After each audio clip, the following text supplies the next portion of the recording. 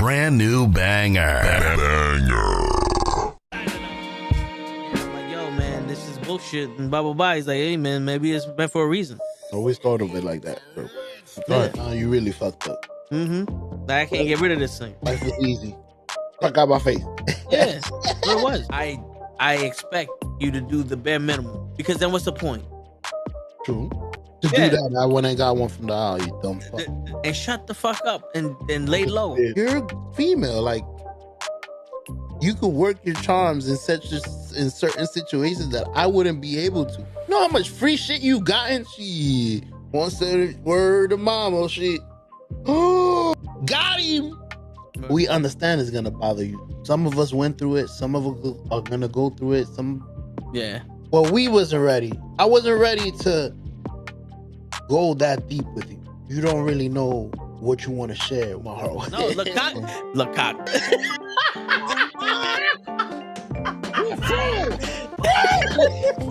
Send hook, send cock. I do not agree with these. Word. Get the fuck out of here. You're doing something important. Get the fuck out of here. Yeah. Get the fuck out of here. Get the fuck out of here. We don't want you here, asshole. Get the fuck out of here. Don't you come back.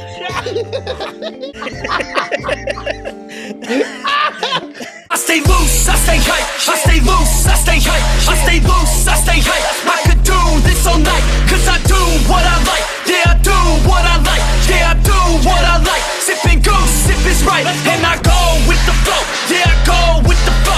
Yeah, I go with the flow. Cause I know I'm the show. In the zone, here I go. In the zone, here I go. In the zone, here I go. Yeah, they know I'm a pro.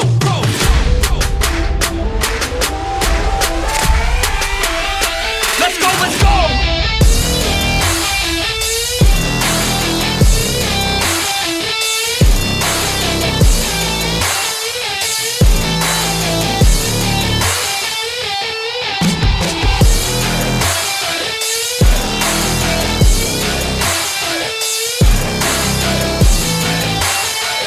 Yeah! Let's go! Here I go, I get lit, I get hyped for this shit. That's right.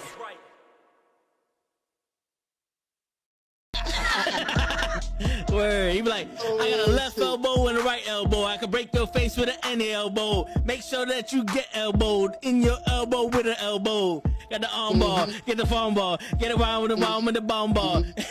Daddy's gonna take you to Jersey Shore. Yo, what's going on, everybody? It is the Toe and the Show.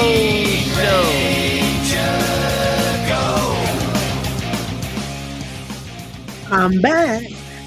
What's going on, Ray? Oh, shit. You sent me back to the waiting room, motherfucker. Yo, listen, man, I don't know what...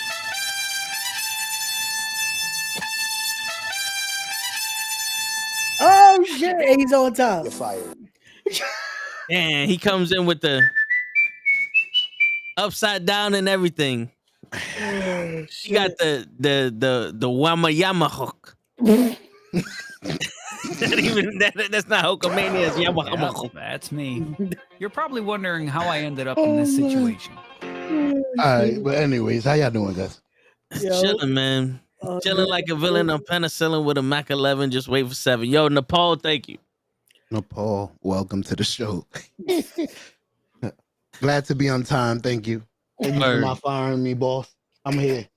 Word. I'm here, so I won't get fined. Yo, Somebody gotta find your ass. Yo, my son got a whole pupusa? Damn. Damn, you knew what it was from 2 seconds? A camera blip? Oh, no, that's a pupusa from Texas. I've seen it.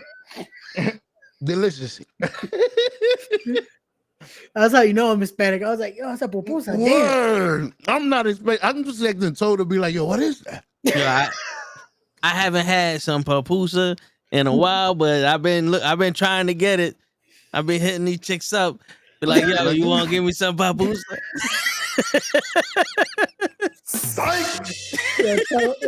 Tell you got to get you a chick to give you some pupusa and then make you some pupusas. That's how it works. Word. You know what I'm saying? Yeah, I be, you know what it is? I first meet them, I'm like, yo, you want to give me some papusa? They be like, it's horror shit. Oh Why are you no! gay? We suck again. My apologies. I'm testing out these buttons. Nah, I hear Oh, you. good. Yo, you've been Phoning up. testing out these buttons. To this day. Hey, I'm not usually on time. I do this behind the scene. Fuck yeah. Yeah, made me be here on 9. Yo, you all right? You want me to fucking wait? You want us to wait for you while you test the button? Go ahead. No.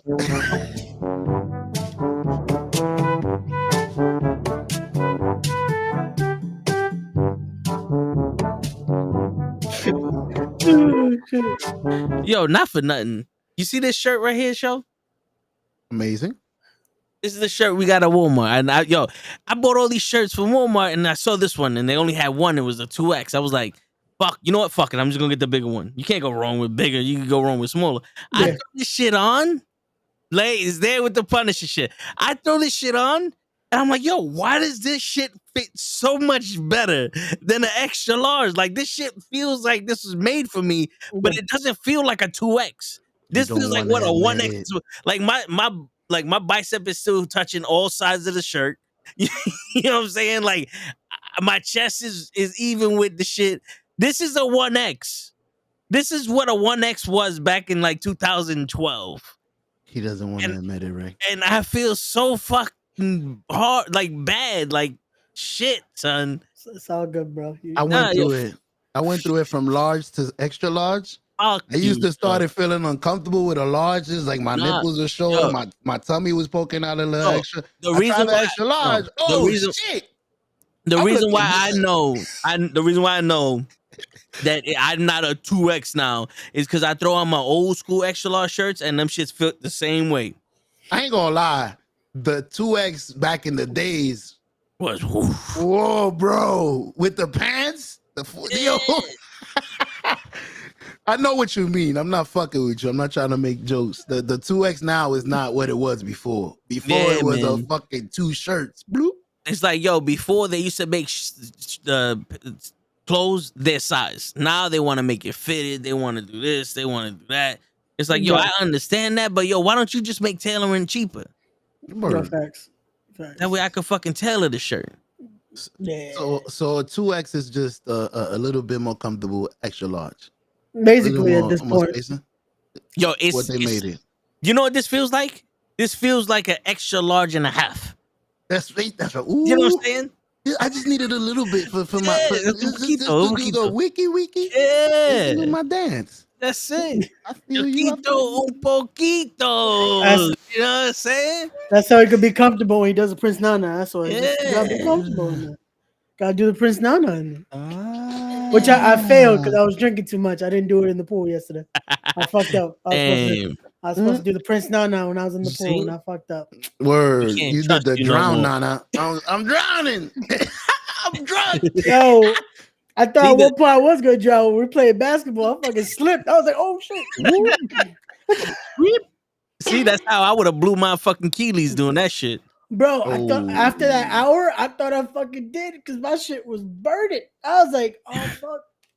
Yo, bro. Speaking of Achilles, fucking, I'm watching this video with my coworkers when Vince McMahon ran into the Royal Rumble and blew both of his quads. Yeah, dude.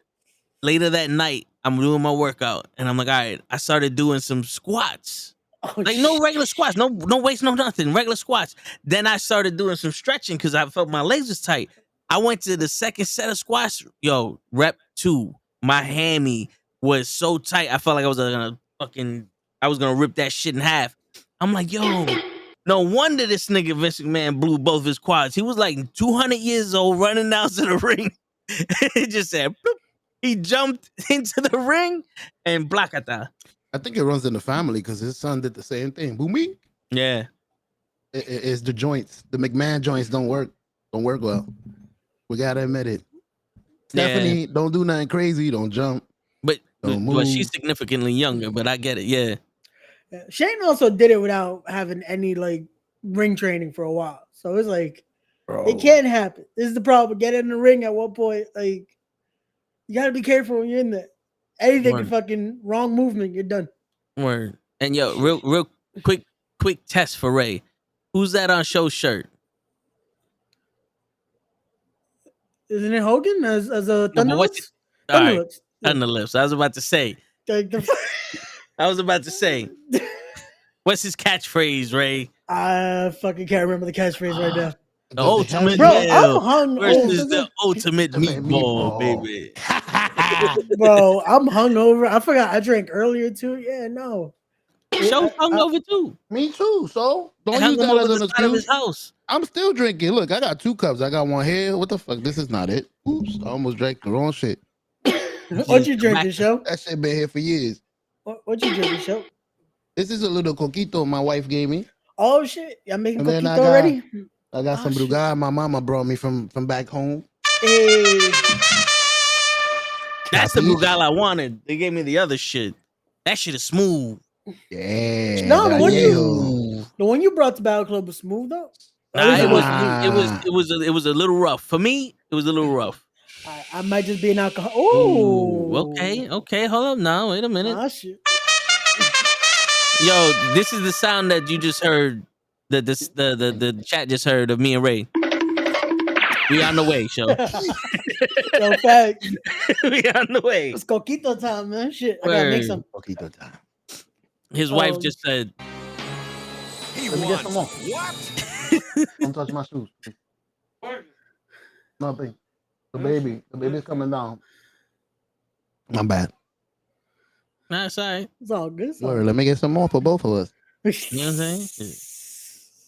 Somebody got to shit. No facts. Salud. Damn, son, yo, I've been doing mad recoveries to my phone because I'm getting all these old pictures. Yo, I'm not gonna lie, all the pictures I got I saved. Well, not all of them. There's some ones that, you know, Thank you. triple lettered. You know what I'm saying? But they didn't save to my computer. But those I can get rid. Those I don't care about. There's 2 that I care about, and I'm trying to find them motherfuckers right now. I'm be pissed off if I can't find them. Cause I took, you know what I'm saying?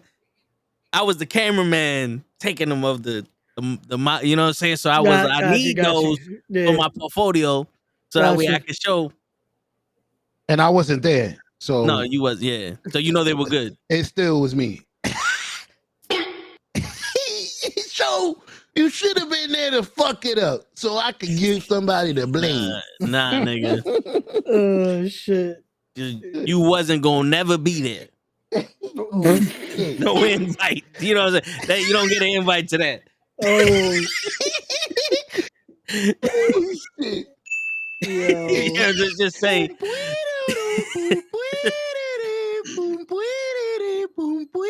Big fool, cover your ears. You too young for that shit. Word. Nah, Big Fool old now. He got to see Brooklyn. And what else you got to see? Manhattan. Oh, he a man now. He went to Manhattan. So I wasn't gonna take him to see the Bronx. Hell nah. That's the final boss right there. Yo, this is how you know you can make it in Kazakhstan or wherever you from.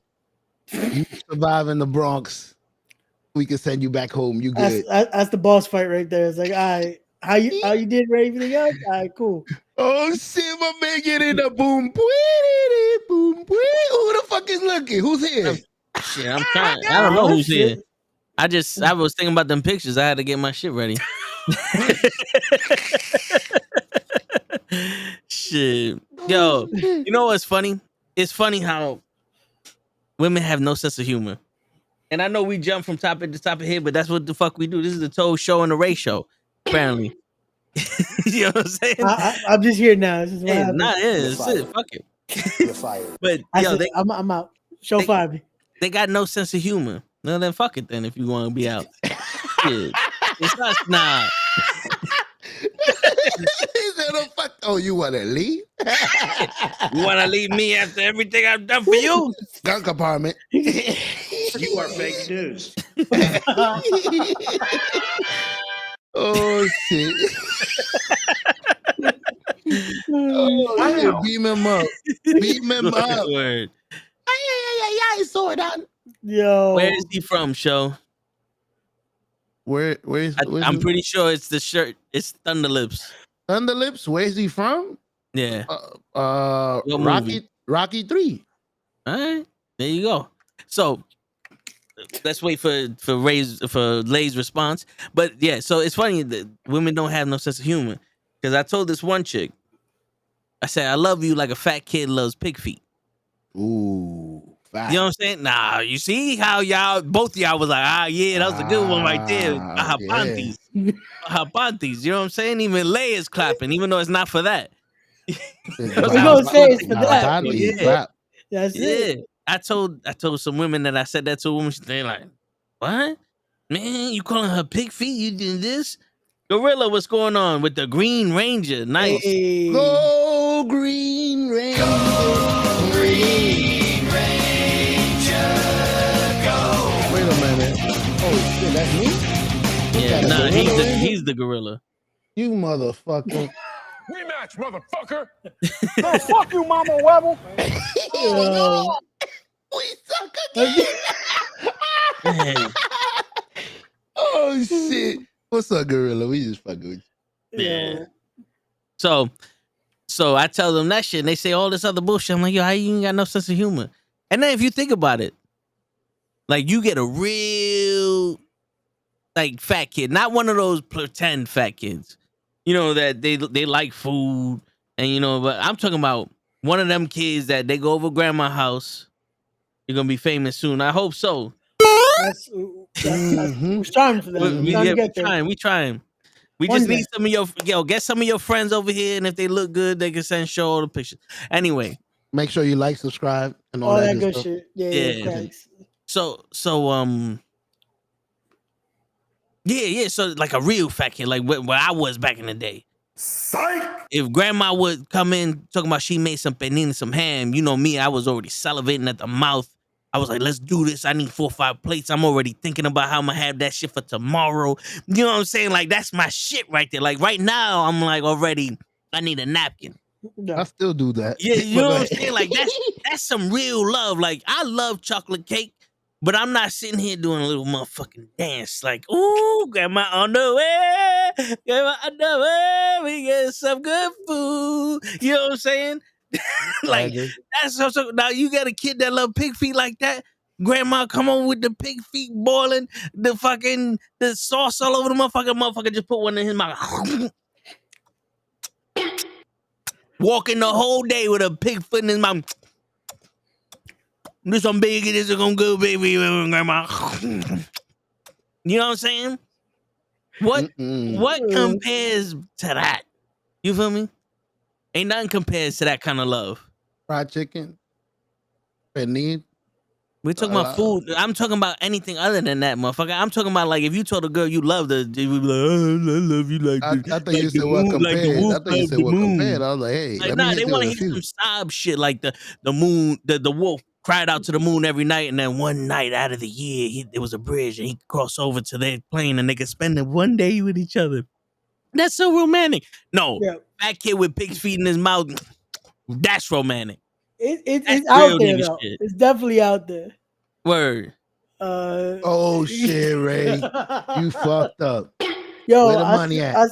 It's me, little man. Where my money? Where the money at, Ray? Yo, little man, where's your pops at? You haven't been on the podcast in a few days. Oh, I told you to put a mask on, Ray. Go ahead. My bad. Oh shit! It was all a dream. I sent you my donation. That's what I'm saying. Shit. So, send y'all donations in, folks. Send y'all donations. He go to my GoFundMe. In the living room, watch TV. Mama, I love you. I love how Kenny and Show's kid both were in the chat for a second. Like, damn.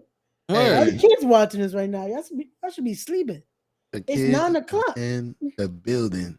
Make sure you keep it R. Rated R. That's right. In the building.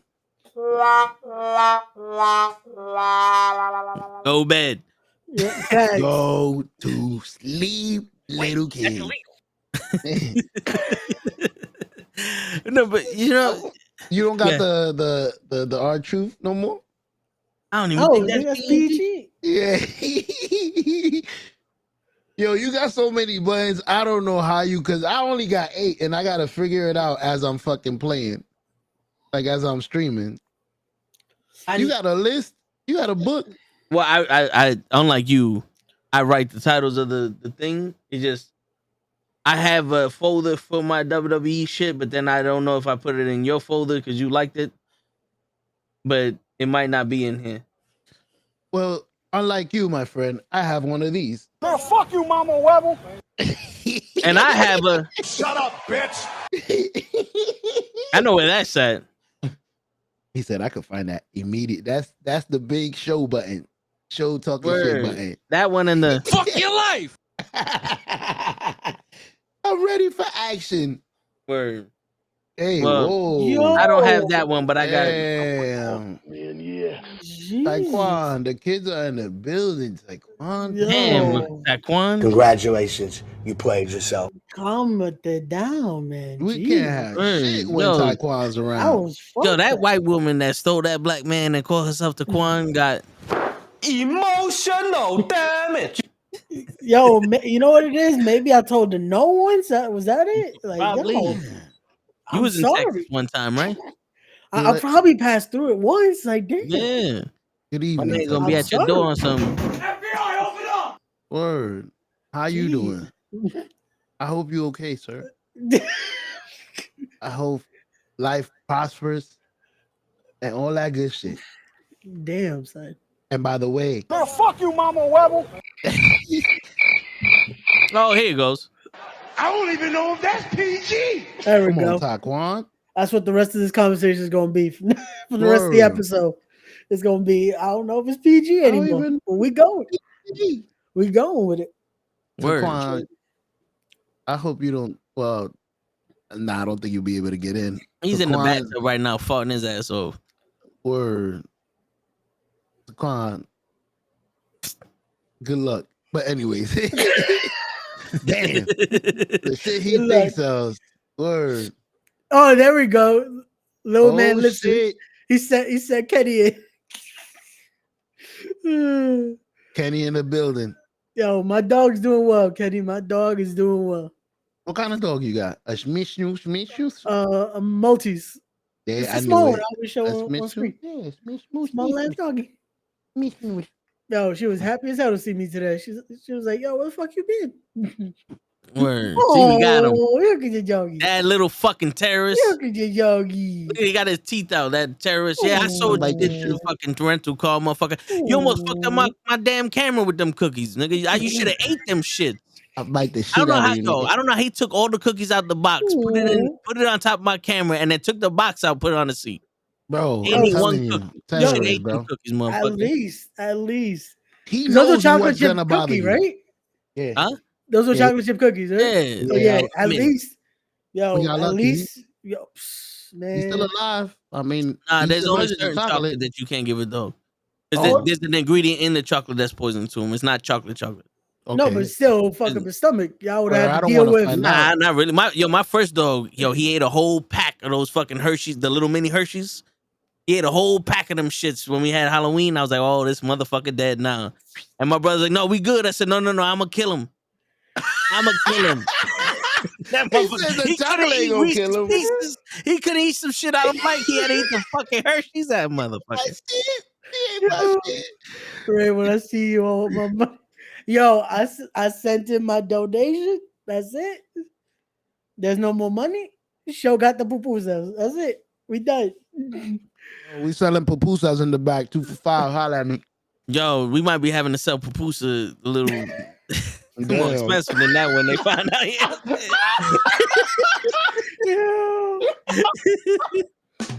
Oh fuck.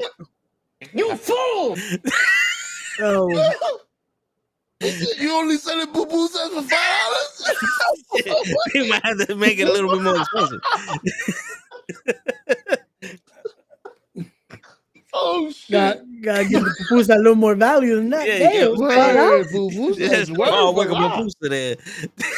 Yo, fuck. Yo, You gonna be lining up for that pupusa. you got fast food pupusas. I see how it is. I like it. Shit. Yo. Yo, Matthew, this is why, motherfucker. That's why I got gray hair. Oh shit. Oh, fuck you, Mama Webble. That's why. Go suck a dick, suck a dick, suck a motherfucking dick. Suck a dick, suck a huge or small dick. If you can't put a whole dick in your mouth, then you can. My ding-a-ling, my ding-a-ling. I want you to play with my ding-a-ling. This act is over. What is your major malfunction, numbnuts? Shut up, bitch. There you Alright. go. He All has that. a whole folder for me.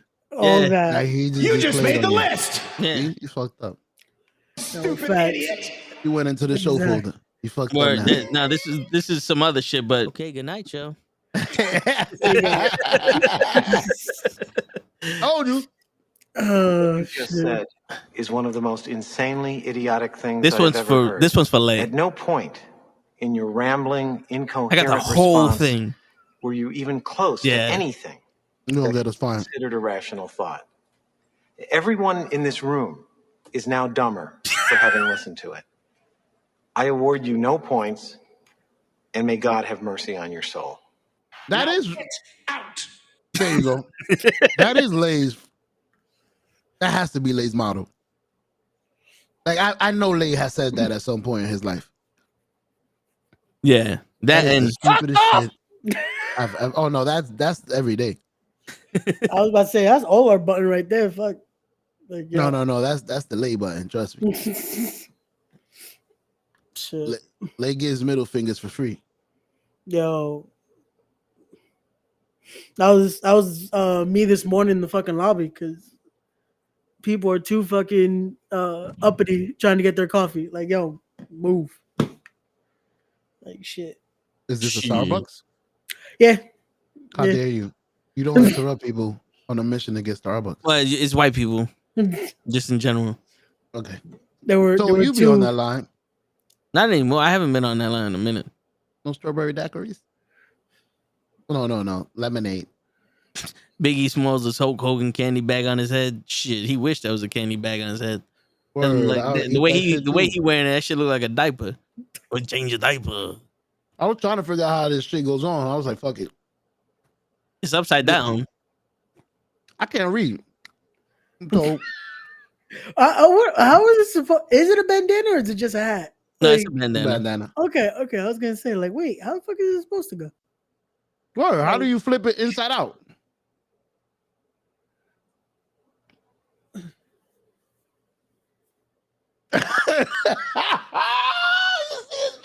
You fool!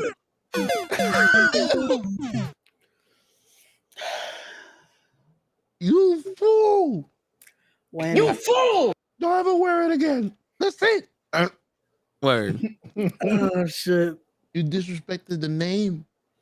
So word. So how would y'all have messaged Shorty? What would y'all have said? Cause she didn't read it, so it don't matter. Wait, she didn't read it either. Damn. It's funny because I sent a message saying, I know you see all these shits. It's all right, though. I'm gonna keep messaging you. And then she wrote back like 5 minutes later, I only do this because of blah blah blah. I'm like, all right. I don't know you see it. Here goes my number. So far I sent her my number 16 times. When she sees this, she gonna know. I think this nigga's serious. No, he is. Word. No, he is. Good luck. Hope she reads it. Yo, I for hope- real, Taquan. I hope They you like get some that shit. pupusas. Word. I'm trying to get some pupusas too. I know. I'm wishing you well in your pupusa endeavor. That's it. Oh damn, you see that's it. Show gave you the future endeavor already. Yeah, right? That motherfucker. Damn, son. That's right. That's it. You got to join Matt Riddle on the unemployment line, bro. That's it. Join Matt Riddle on the unemployment line. Circle of debate here. Oh shit. Bye. Damn. Yo, Show, you fired everyone today. You fired me earlier. Now you fired Toe. You're fired. Well, Now that he's gone, fuck that motherfucker. I've been dying to tell you, Rick. Oh shit. Fuck off! He's back. damn. We're so close. Bing Like the bang. fucking Undertaker over here. Look, he's trying to figure out what the fuck just happened. Yeah, As he if does she's that. not blocking you, then you doing something right. That's true. Either that, or I'm not important enough to be blocked. Does that ever work? You getting somebody to block you? No, just I got blocked plenty of times. Continuously. I'm gonna continue to be me. You're gonna continue to be annoyed till you think it's cute. Sometimes. Is it worth it? I have a friend. I went to high school with her. Then I found out I worked with her. So I hit her up on Instagram every once in a while. And I'm always annoying her. But I feel like she's one of those people that's like, nigga, this is really you. You really this annoying, nigga. So she just accepted it. So now when I'm annoying, she just finds it as amusement. Mm-hmm. So right. it is possible to turn your annoyance into acceptance. Steve Urkel did it. It's just you got to be funny. When you that funny, annoying nigga, it's like, damn, this nigga don't never stop hitting me up, but this shit was funny though. Like, I don't know what he means by he wants to drive a tank to fucking Virginia and then get on a helicopter just to see me overhead. I don't know why he wants to do all that shit when he could just hit me up, but it's amazing. Like, this nigga say he's gonna hire a midget because they half price to tell me happy birthday. That's dope. I'm gonna hire a midget mariachi band. That's it. To play for you on your birthday. You just gonna get the fucking. Do I sound low with this? Yeah, a little bit. Yeah. No, I can't hear you at all. You're just gonna get the. Is it small? I was like, wait, why do you get low all of a sudden? Nah, it makes sense. Well, my man. Because you know they're small. Yeah, my little. Far away. I'm about to start drinking again because shit. What the fuck is stopping you? You bugging. Man. Yo, because I drank so fucking much these 2 days. That's why. That's how you fix a hangover. By drinking a little more. Sad part, he's not wrong because I've done that. Like, yo, you know what I need to do right now? Drink. Yeah. Yo, you know what's I funny? got no beers in the house. So now You know what I just heard? I swear to God. You know what I need to do right now? Jerk. Because I was about to say, fucking yo, get yourself some Texas toast and rub a few out. Your brain would stop the swelling. Word. So the blood will go somewhere else. I stopped thinking about my drunkenness. Why you think your body instantly gets horny when you're drunk? It's trying to bring the blood somewhere else. For the 5 minutes, I enjoyed it. I stopped being drunk. I was drunk again afterwards, though. Can't get rid of that shit. Annoying niggas are funny. Yeah, see, when my boy said when he dies, put him in a Spider-Man suit and throw him at a kid's birthday party. Just stand him up there. Boo. Just throw his ass in there. Right, you have to paint yourself green, call yourself the Green Goblin, just throw his ass. I finally got you, Spider-Man. Gotcha, bitch. This guy's dead.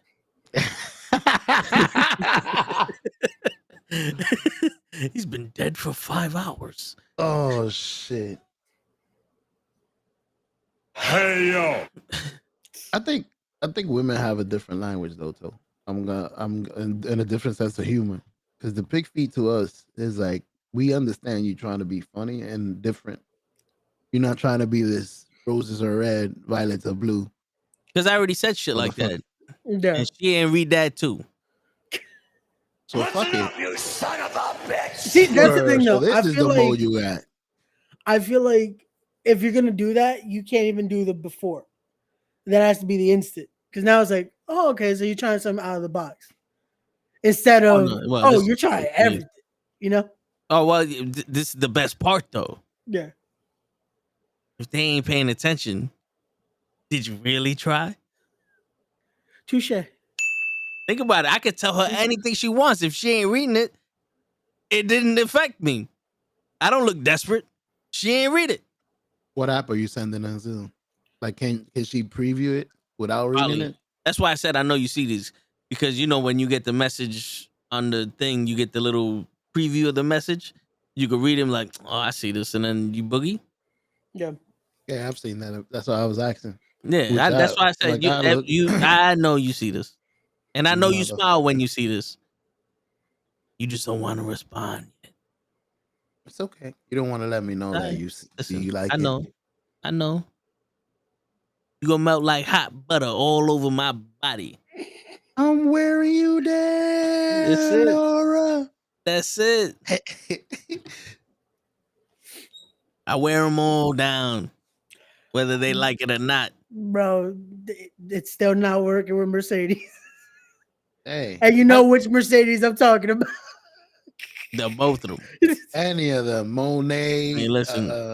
No, it definitely is not working with them. I guarantee you, if she was watching right here, she'd be like, "This nigga is cute, but there's something wrong with this nigga." Yo, and that's the thing though. Women like fixing niggas. So if you just show them that there's something wrong with you, they might be like, you know something, I got you.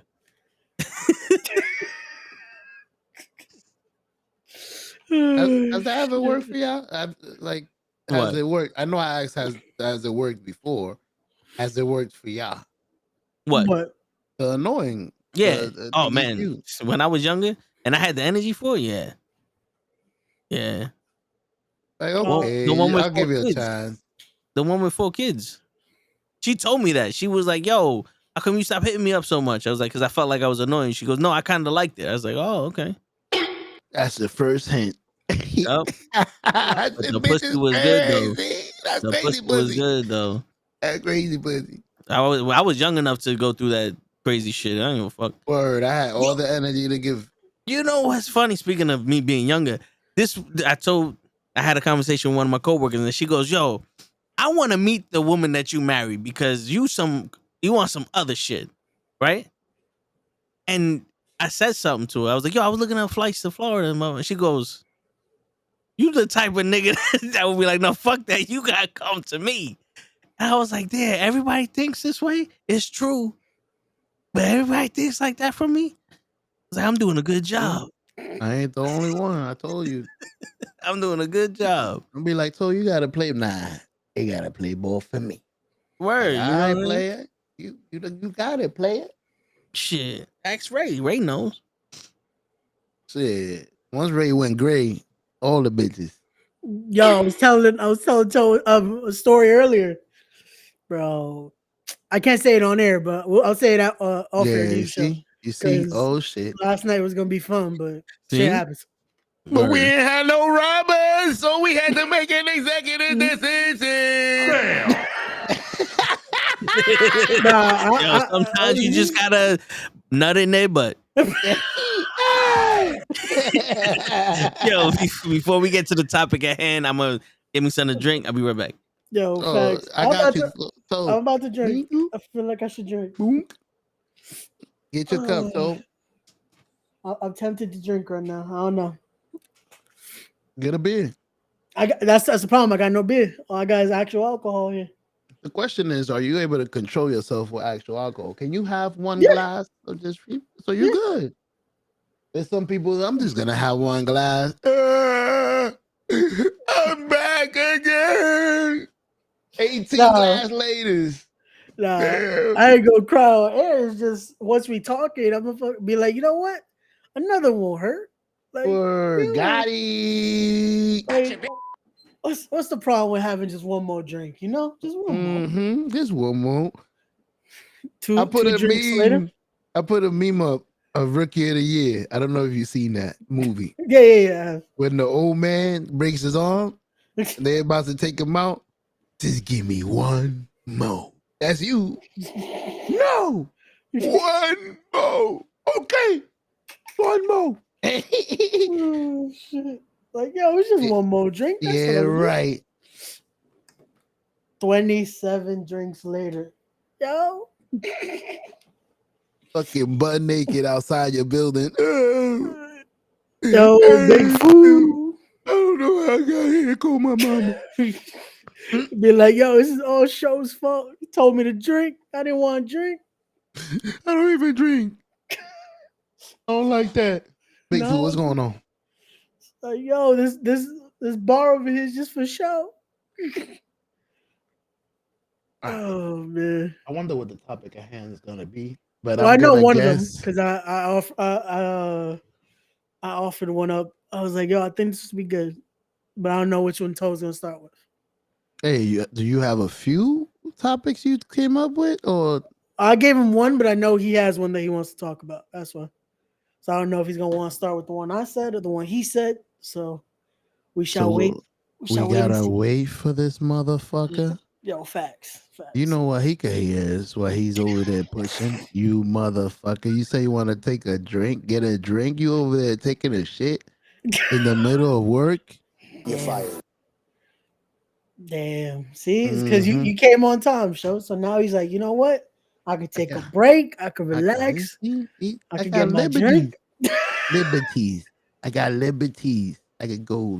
I could go Yo, he chill got my Liberty shirt. Mutual? Is that what you saying? You got Liberty? Liberty. You want to get cut, show? Oh, No, shit. no problem. Fling. Oh, shit. My Yo, son that's said, you want to get cut? I got the knife. Blade. You want me to open your ass up, my nigga? Damn, you want me to cork you? Yeah, I could do that shit while we camping, nigga. Oh, shit. Damn, all of that.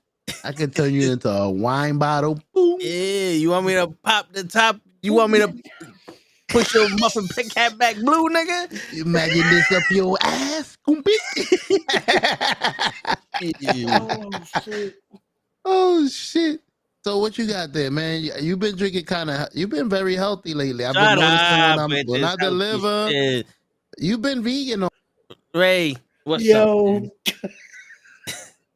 What's going on, Ray? We can't keep this man with this depressing shit. Yo, my son said you turned vegan on us, bro. The fuck? Oh, shit. They let me go. You're fired. You're fired.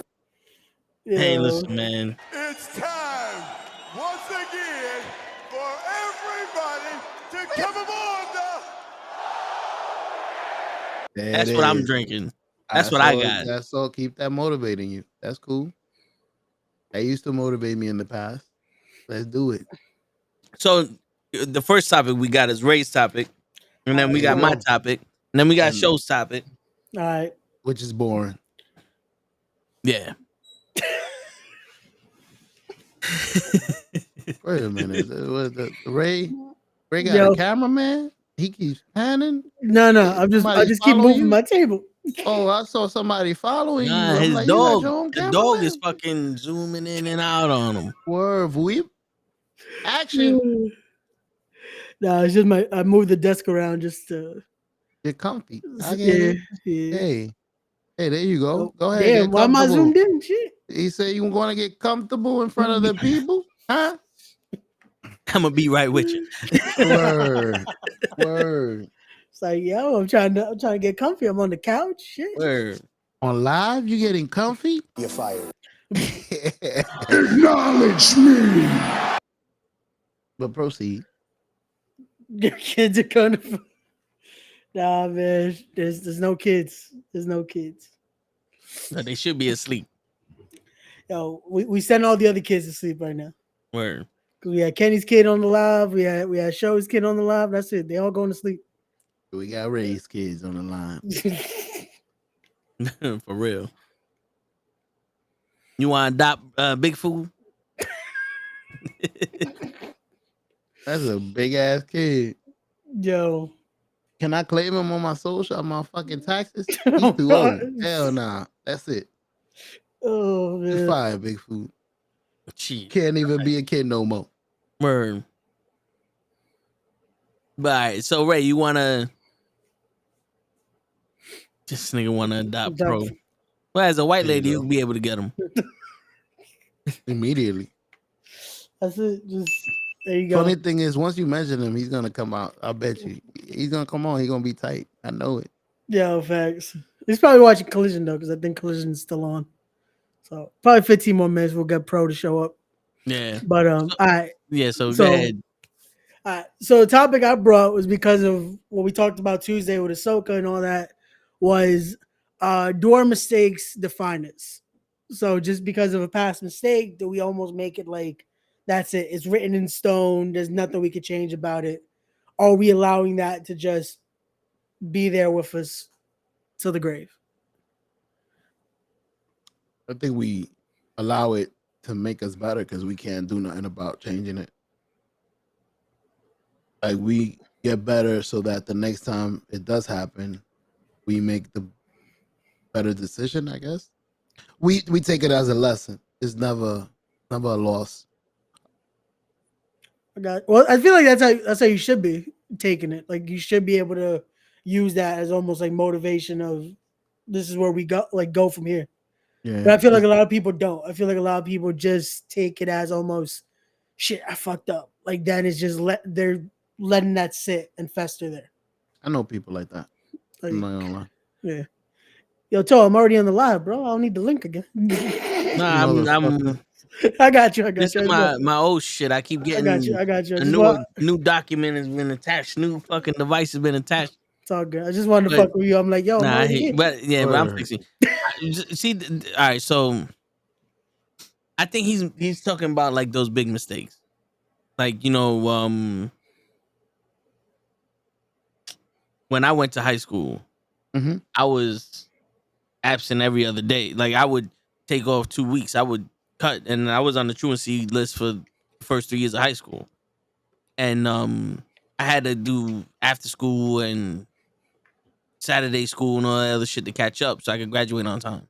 And I wound up graduating on time. It's just I missed my brother's graduation. I mean, I missed my brother's kickoff to going into the Navy. And that still to this day I regret doing that shit. Yeah. But it was one of those things where it's like, well, I'm a fuck up. So now, I'm gonna keep being a fuck up because I can't be no better than that. You know what I'm saying? When I made mistakes, it was one of those, well, we got that out the way. Now let's try to do something better, because life ain't nothing but a big ass ball of mistakes. And you make a lot of mistakes when you're a kid. And the magic of being a kid is you get a chance to redeem yourself as an adult. No. Some of those mistakes you don't come back from. Yeah. You know what I'm saying? And that's like the center of it that I'm trying to get to. Like, yeah. Can we or should we allow that to just be there though? Like, yo, I fucked up this bad. That's it though. Like there is no redeeming. Should we allow that to happen? Not with our everyday mistakes. Not because, like, let's say you cheat on your significant other, and you regret it. Like it hurt you a lot to do it, and you lost your significant other, and now you're afraid to live your life because you consider yourself a cheater and you don't think you're worthy of some other shit. It's like, bro, shit happens. You gotta let that one go and keep going. Yeah. You did it once, and now you know the consequences of it. That doesn't mean that you have to do it again. You could prevent that shit. You know what I'm saying? Like an alcoholic. You was an alcoholic. You made stupid decisions. You did what you need to do. But if you get off of it and you turn sober, you don't live as an alcoholic. You know what I'm saying? You was, but you ain't it no more. You ain't that irresponsible person no more. You can grow. That's what life is, to grow. That's me. That's how I always been, because when we grew up, we didn't have no pity. Yeah. I agree with you. Life is how you rebound from your mistakes. Yeah. Some people don't rebound very well at all. Actually, some people, that's the people that, beg your pardon, is the people that are committing suicide and stuff like that. And some people that don't rebound from mistakes as well as others. It's crazy. But go ahead, Ray. I was just acknowledging. No, yeah. No, definitely. And I feel like that's the thing, that we do have a lot of people that will be like that though, that they just let it fester. And it's like anytime they try to make a decision, it's almost like, oh, but I already fucked this up. I did this, and now it's like I can't do no better. Like something. Up. Yeah, it's like they get in that mentality of, oh, I cheated once, that's it, I'm a cheater. Like there's nothing that's gonna save me from that. Or a person that's dealing with something like that they're like, that's it, I did this once, there's no getting better. Yeah. And I feel like it shouldn't be that way. Like you stay with that kind of mentality. And there's also people that do the opposite, where they overcompensate. Like you bring this up because of Ahsoka, where Ahsoka blamed herself for Anakin. Yeah. And if she would have never left, she wouldn't have had, Anakin would never turn into Darth Vader. Yeah. Right? That was her grief. So she didn't really attach herself to too many people. She stayed where she needed to go, and she just kept going. She she basically cut herself off from having that strong attachment from somebody, so that way she didn't have she didn't have to go through that again. That resentment of like, if I have to leave you or whatever. But there's some people that overcompensate. Yeah. You know what I'm saying? Like, let's say they cheat on someone, the next relationship, they're over attentive. They're over this. They don't even look at nobody else. They smother the person, and they're like, that's not good neither. Like, it's everyone deals with this shit differently, but in all honesty, everything needs to be done with at the moment. You can't, like, there's memories of stuff that you can learn.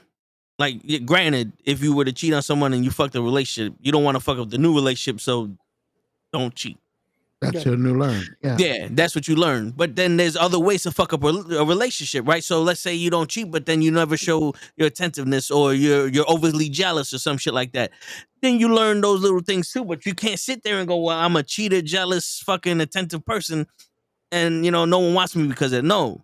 It's like, this happened, it has to be left here. Yeah. Agreed. Like, I left my not going to high school in high school. I went to college every day. I'm at work every day. You know what I'm saying? Like, I've learned how to handle my responsibilities No. as an adult. And you get older. The more you hold on to the past, the less you're able to grow. It's like, you ever seen The Forbidden Kingdom with Jackie Chan and Jet Li? Yep. When the kid was asking Jackie Chan all of these techniques that he wanted to learn, and he just kept pouring water in the cup. And he's like, yo, the cup is full. He goes, yeah, that's right. The cup is full. How can I fill up your cup if the cup is full? Empty your cup. It's all those regrets. The more you hold on to it, the more you try to fucking say that you're this, that, and the third, or you pity yourself because of that shit. You're never gonna be able to expand, because now you're full of all the regret and all the fucking past mistakes that you had. You know what I'm saying? No. All right. No, and it's true. And it's one of those where I feel like a lot of people just, they keep that there. It's one of those where we just see it, that it's like, oh, instead of learning from that, or he's adapting from that, it's just, well, no, this is there, this is there, this is there. There's nothing else. Like, it becomes apparent that nothing will change. Just starting to learn and move. Well, that's the thing too. You can't. It's even if you don't redeem it, at least learning from it to be able to then have a better next opportunity or relationship or whatever it be. Just something to get out of it, instead of just festering on, well, this happened and now this is just what it is from now on. Like, there is a way to at least get something from it so you can have a better future, instead of just, well, this is now going to fuck me up for the rest of my life. Yeah. Like, it's having that moment of just like that acceptance moment, like in the episode, like Shizuka had that moment of just accepting everything and seeing, okay, so this wasn't, it's not my fault here. Yeah. Like, having that moment of just clarity, in a sense, having that clarity of just, here we are. And if you do have that moment that is too much for you, it is okay to get therapy. Therapy is fine. You ain't got to feel like you. Matter of fact, it's even better. You talking to somebody you don't know. You could tell him that you was holding your cock, standing butt naked wherever you was at. He's not gonna care. That's not your boy. So I stuck my dick in the blender. So you listen. And now he's saving lives. Yes. You won't be afraid to tell him. It's okay to speak to a stranger. Nah, but all seriousnness, it is okay to talk to a therapist. I have done it before. No facts. It seems to be more normal now. So, to be honest with you, like, I haven't spoken to a therapist, but I have spoken to myself, and you need to be real with yourself. No. Oh man said I'm talking to myself. Yo. Listen, I didn't mean to laugh. No, but here's the thing though. When you go somewhere, right, and you see there's a problem, and you're the mediator, you're the person that takes responsibility, like, I'm gonna fix this problem. What's the first thing you ask? I feel that. What's the first thing you ask? The fuck's going on here? What's the problem? What's the problem? Right? And then you're expecting the truth, because the quickest way to a solution is the truth. If you talk to yourself and you go, yo, what's the issue here? Why do I always feel sad? Because of this. You got to be honest with yourself. You got to be more honest with yourself than you've ever been to anyone else. What? You're sad because you think that because you're overweight, people don't respect you and you can't get time of day with your girl. All right, cool. So now now? Do you want to live like that forever? No. So if you think it's the weight problem, then let's start doing something to change your weight, right? Or it's like, oh, I don't know how to talk to girls. Okay, how come you don't know how to talk to girls? Because I never spoke to them before. So how the fuck do we start speaking to girls? I don't know. We could go up to them, or we could start this online dating shit. Put some shit out there. Maybe we could start talking to that way. Maybe we could start talking to strangers. Say hello to people. Brainstorm. You're not as stupid as you fucking think you are. You know what I'm saying? Because your brain is already programmed to think of solutions. That's how it survives. It's always thinking solutions. You have to present the problem to yourself and then figure out a way to how to fix it. If you're going to deny the problem, you're never going to be able to fix it. I feel that. You've mastered life, my friend. Because a lot of people can't admit to themselves what their fuck ups are. A lot of people defend themselves to the death. They could kill somebody. I did it because I had to. If I wouldn't have Yana, this and that, they will defend themselves to the end. Yep. To the end. You master life to the point where you could sit there with yourself and say, listen, what is bothering you? Well, this is bothering me. How do we fix this? All right, let's get to it. You don't need I don't need to talk to somebody because I don't need him to dig for what the truth is. I already know what the truth is. Because most of the time I'm sorry to cut you off, Ray, but most of the time they're gonna make you say what the problem is. Yeah. They don't know. They're gonna make you say the problem. You're gonna realize it yourself. You need help with that, go talk to a therapist. I'm not saying not to talk to a therapist. But there's been plenty of times when I've sat there and I've said shit like, damn, this, that, and the third. And I had to catch myself like, wait a minute. Fuck that. You know what I'm saying? Because you're your biggest critic, but you also have to be your biggest cheerleader also. Be like, yo, fuck that. Why do you give a shit about such and such anyway? She's a fucking whore. You deserve better. You know what I'm saying? Like, cause think about it. Think about it, man. Most of the problems that men have is women, money, and status. Right? We don't feel like we're worthy. We don't feel like we have enough money, and we can't get the woman we want. So when we sit here and we have these sob fucking stories and we start pitying ourselves about one or the other shit, someone got to be real. And sometimes being real isn't being mean. Sometimes being real is being like, yo, my nigga, you worth more than this shit. You know what I'm saying? Like, just because she look good doesn't mean nothing. It's like, yo, first off, she's not giving you no attention. You a fucking awesome nigga. You a funny nigga. You worth that shit. If you were to get that attention, you'd be knocking her socks off. Two is like, oh, she's interested in this nigga. Well, she's interested in that nigga. That nigga's a totally different nigga than you. You gotta do your own thing. Maybe she don't know. She ain't got no taste. You know what I'm saying? Like, you ain't got no money because of the job you got. If you ain't got the qualification for it, you got to figure out what you want to do or not. Or sometimes you just need to grow the fucking balls and be like, yo, listen, I need a raise. No. I've been here for so long and I've been doing so much other shit. I need a raise. You want status, but Habibi, you want to be more fucking self-confident? That's how you do it. Start talking to your fucking self. Everywhere you at, even if you feel like you don't belong, you tell yourself you belong. Because that's where you are. If you're not there, then you don't belong. You muted, show. I said, wherever I am, I belong. That's it. Yo, yeah. Because we were in Florida, we were in all these other fucking places, and I'm sitting here going, yo, man, we made it. We belong here. Yeah. On the fucking beach, no shirt off. Fuck that. You don't like what you see, turn the fuck around. If you do like what you see, come holler at me. We sure was being ourselves everywhere we went. Camera out and everything. I'm too fucking old to be someone else. And you want to find out who you are? Be real with yourself. I think age brings that about because I feel the same way. Like, I'm getting to the point where I don't really need to, like, I don't want to. Life used to be about showing off, or I guess trying to get other people's fucking approval. And now it's like, fuck it. If I want to wear these fake shoes, I'll wear them. Yeah, I want to buy these. I don't give a fuck. What you think? I'm wearing this. I don't give a fuck. yeah. It's about finding that you don't need to put on a facade anymore. But it comes with time. It comes with also just experience. Like Yeah. it's one of those where if I feel like it takes a while for people to find that clarity, to be able to find that you have that sense of, you know what, I can find what my own issue is. It takes a while. It takes a while to be able to find that point of like just being like, yo, fuck it. I don't need to put on a face. Like, no, this is who I am. If you don't like it, cool. If you like it, that's even better. Like Yeah. it's one of those of finding that happy medium. But it definitely takes a while, especially if you already are going in just like going in with fucking a million thoughts at once. Yeah.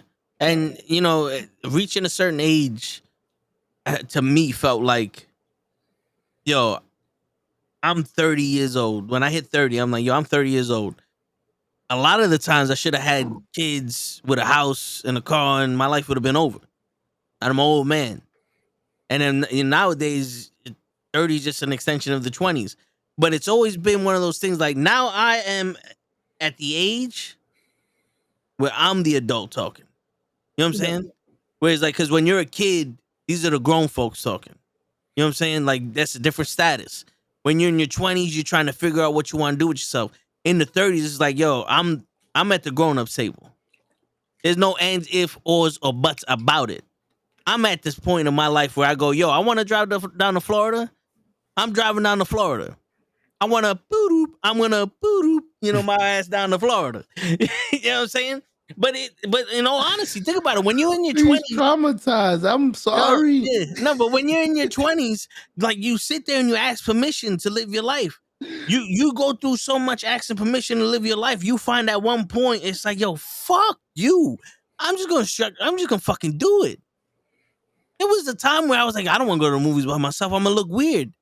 And now I'm at the age where it's like niggas don't even notice I'm there. Word, they're not even in their own world. I'm watching a fucking kids movie with a bunch of kids laughing my ass off. These kids don't even know I'm there. They can't see you. Yeah, who gives a fuck? And even if they did, what they gonna be? Look at this nigga by himself. We watching the movie. You know what I'm saying? Like, bro, sometimes you gotta just sit there and go, all of the fears that you have are just false evidence appearing real. That's what the fear acronym stands for. False evidence appearing real. Because when you get on the other side of fear, you realize there's nothing there. And I got that shit from Les Brown. So don't think I made that shit up myself. Word, I was gonna say you a fucking philosophy or whatever. Show was about to give you all the credit. That was like, yo. I was gonna say, damn, this nigga been practicing.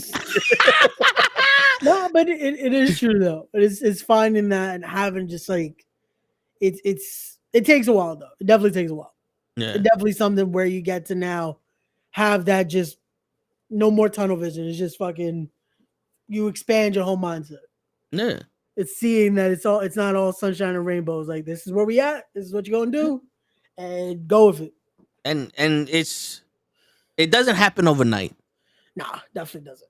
But you start going from living in the future in your head to living in the moment. Yep.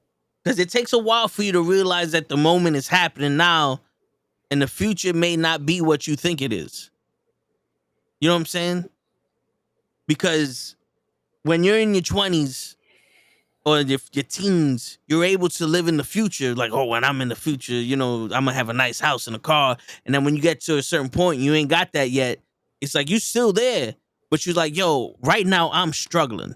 Or right now, I want to do this or that. I got to start making moves now because I no longer have the security I did when I was a kid. So now you have to start living in the moment. You know what I'm saying? And I think that's where the transition of that mindset of I'm too old to be fucking around with y'all niggas because I made all these decisions in the moment. I got no more time for living in the future. You know what I'm saying? You know what's crazy? I think that's what scares people. I think that's what scares people to have to realize you can't just live in the far ahead. Yeah. Live the moment for what it is. At face value of this is where we're at.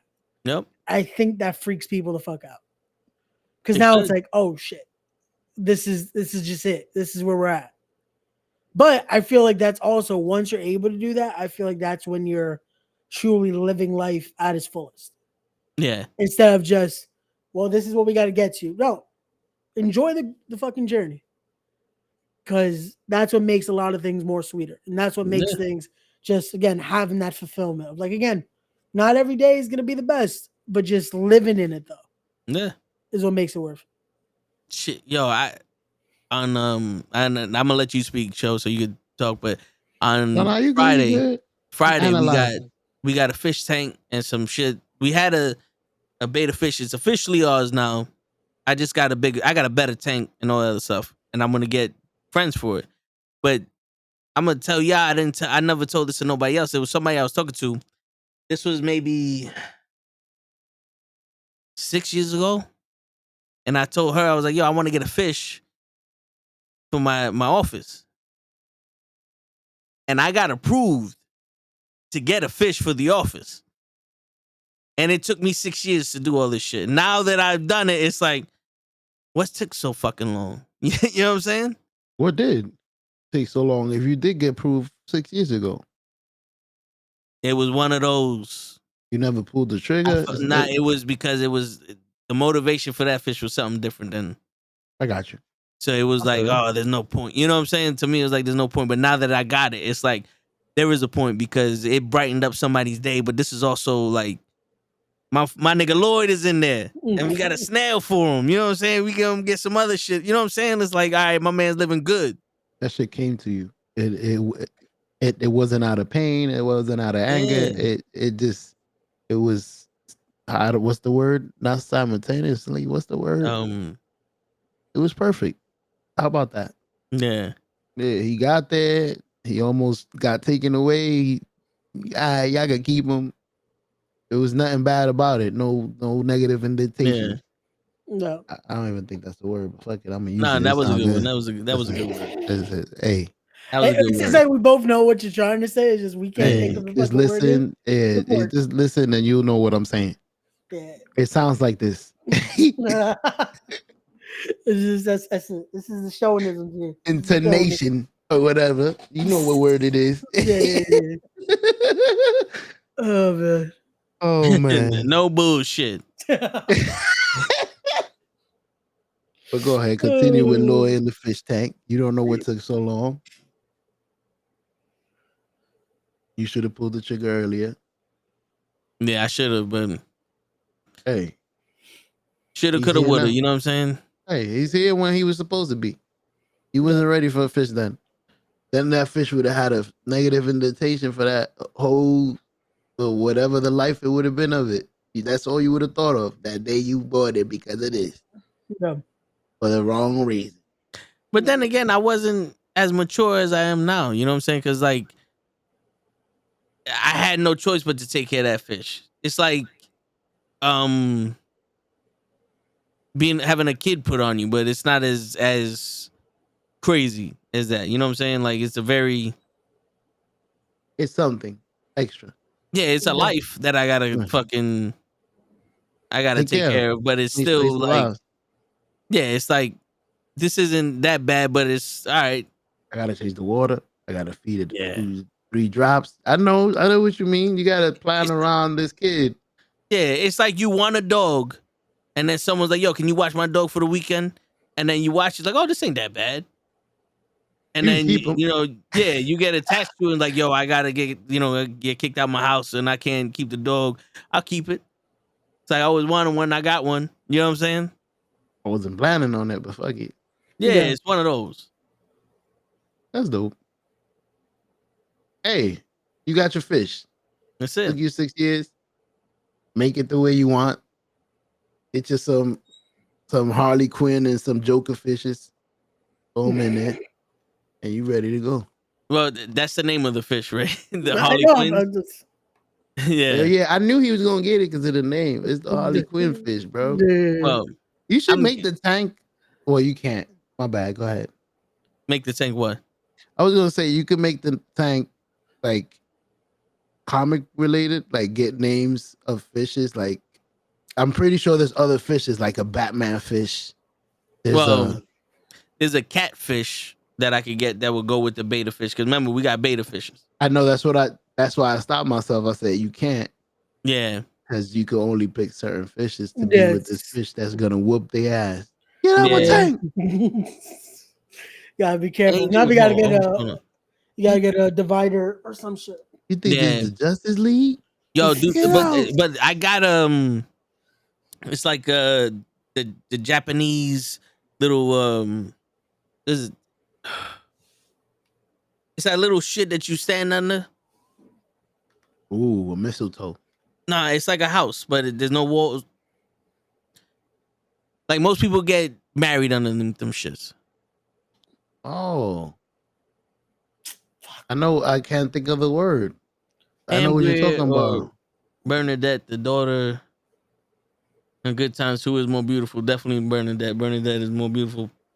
Ashanti or Alicia Keys. Is it Alter? Who is more beautiful? Hard choice, but women are beautiful. But both, yeah, they both are. Either one of them can get it. Is it an Alter? No. That's the name of what they get. A gazebo.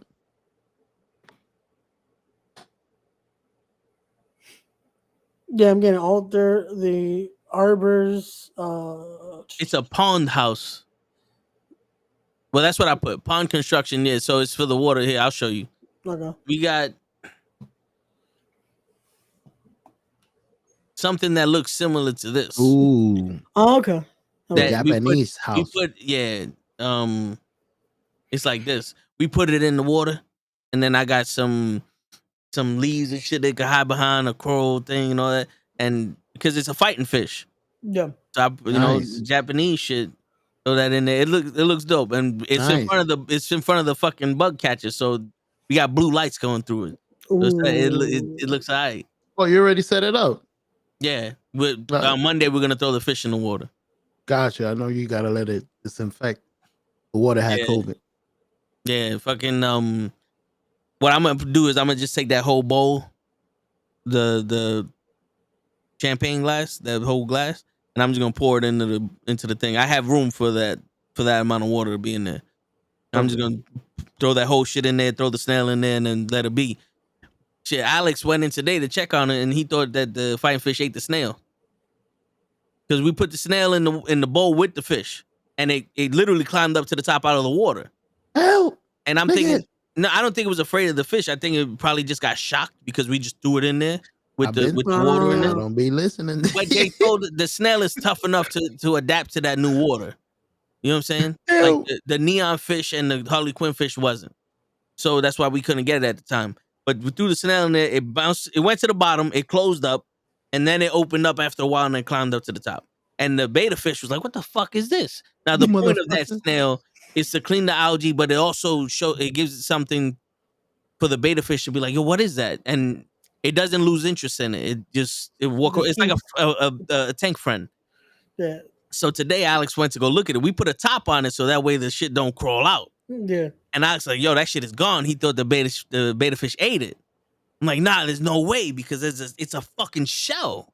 Like, how is the beta fish gonna eat a shell?" Yeah. Don't worry about you would have saw the you know what I'm saying? So John went.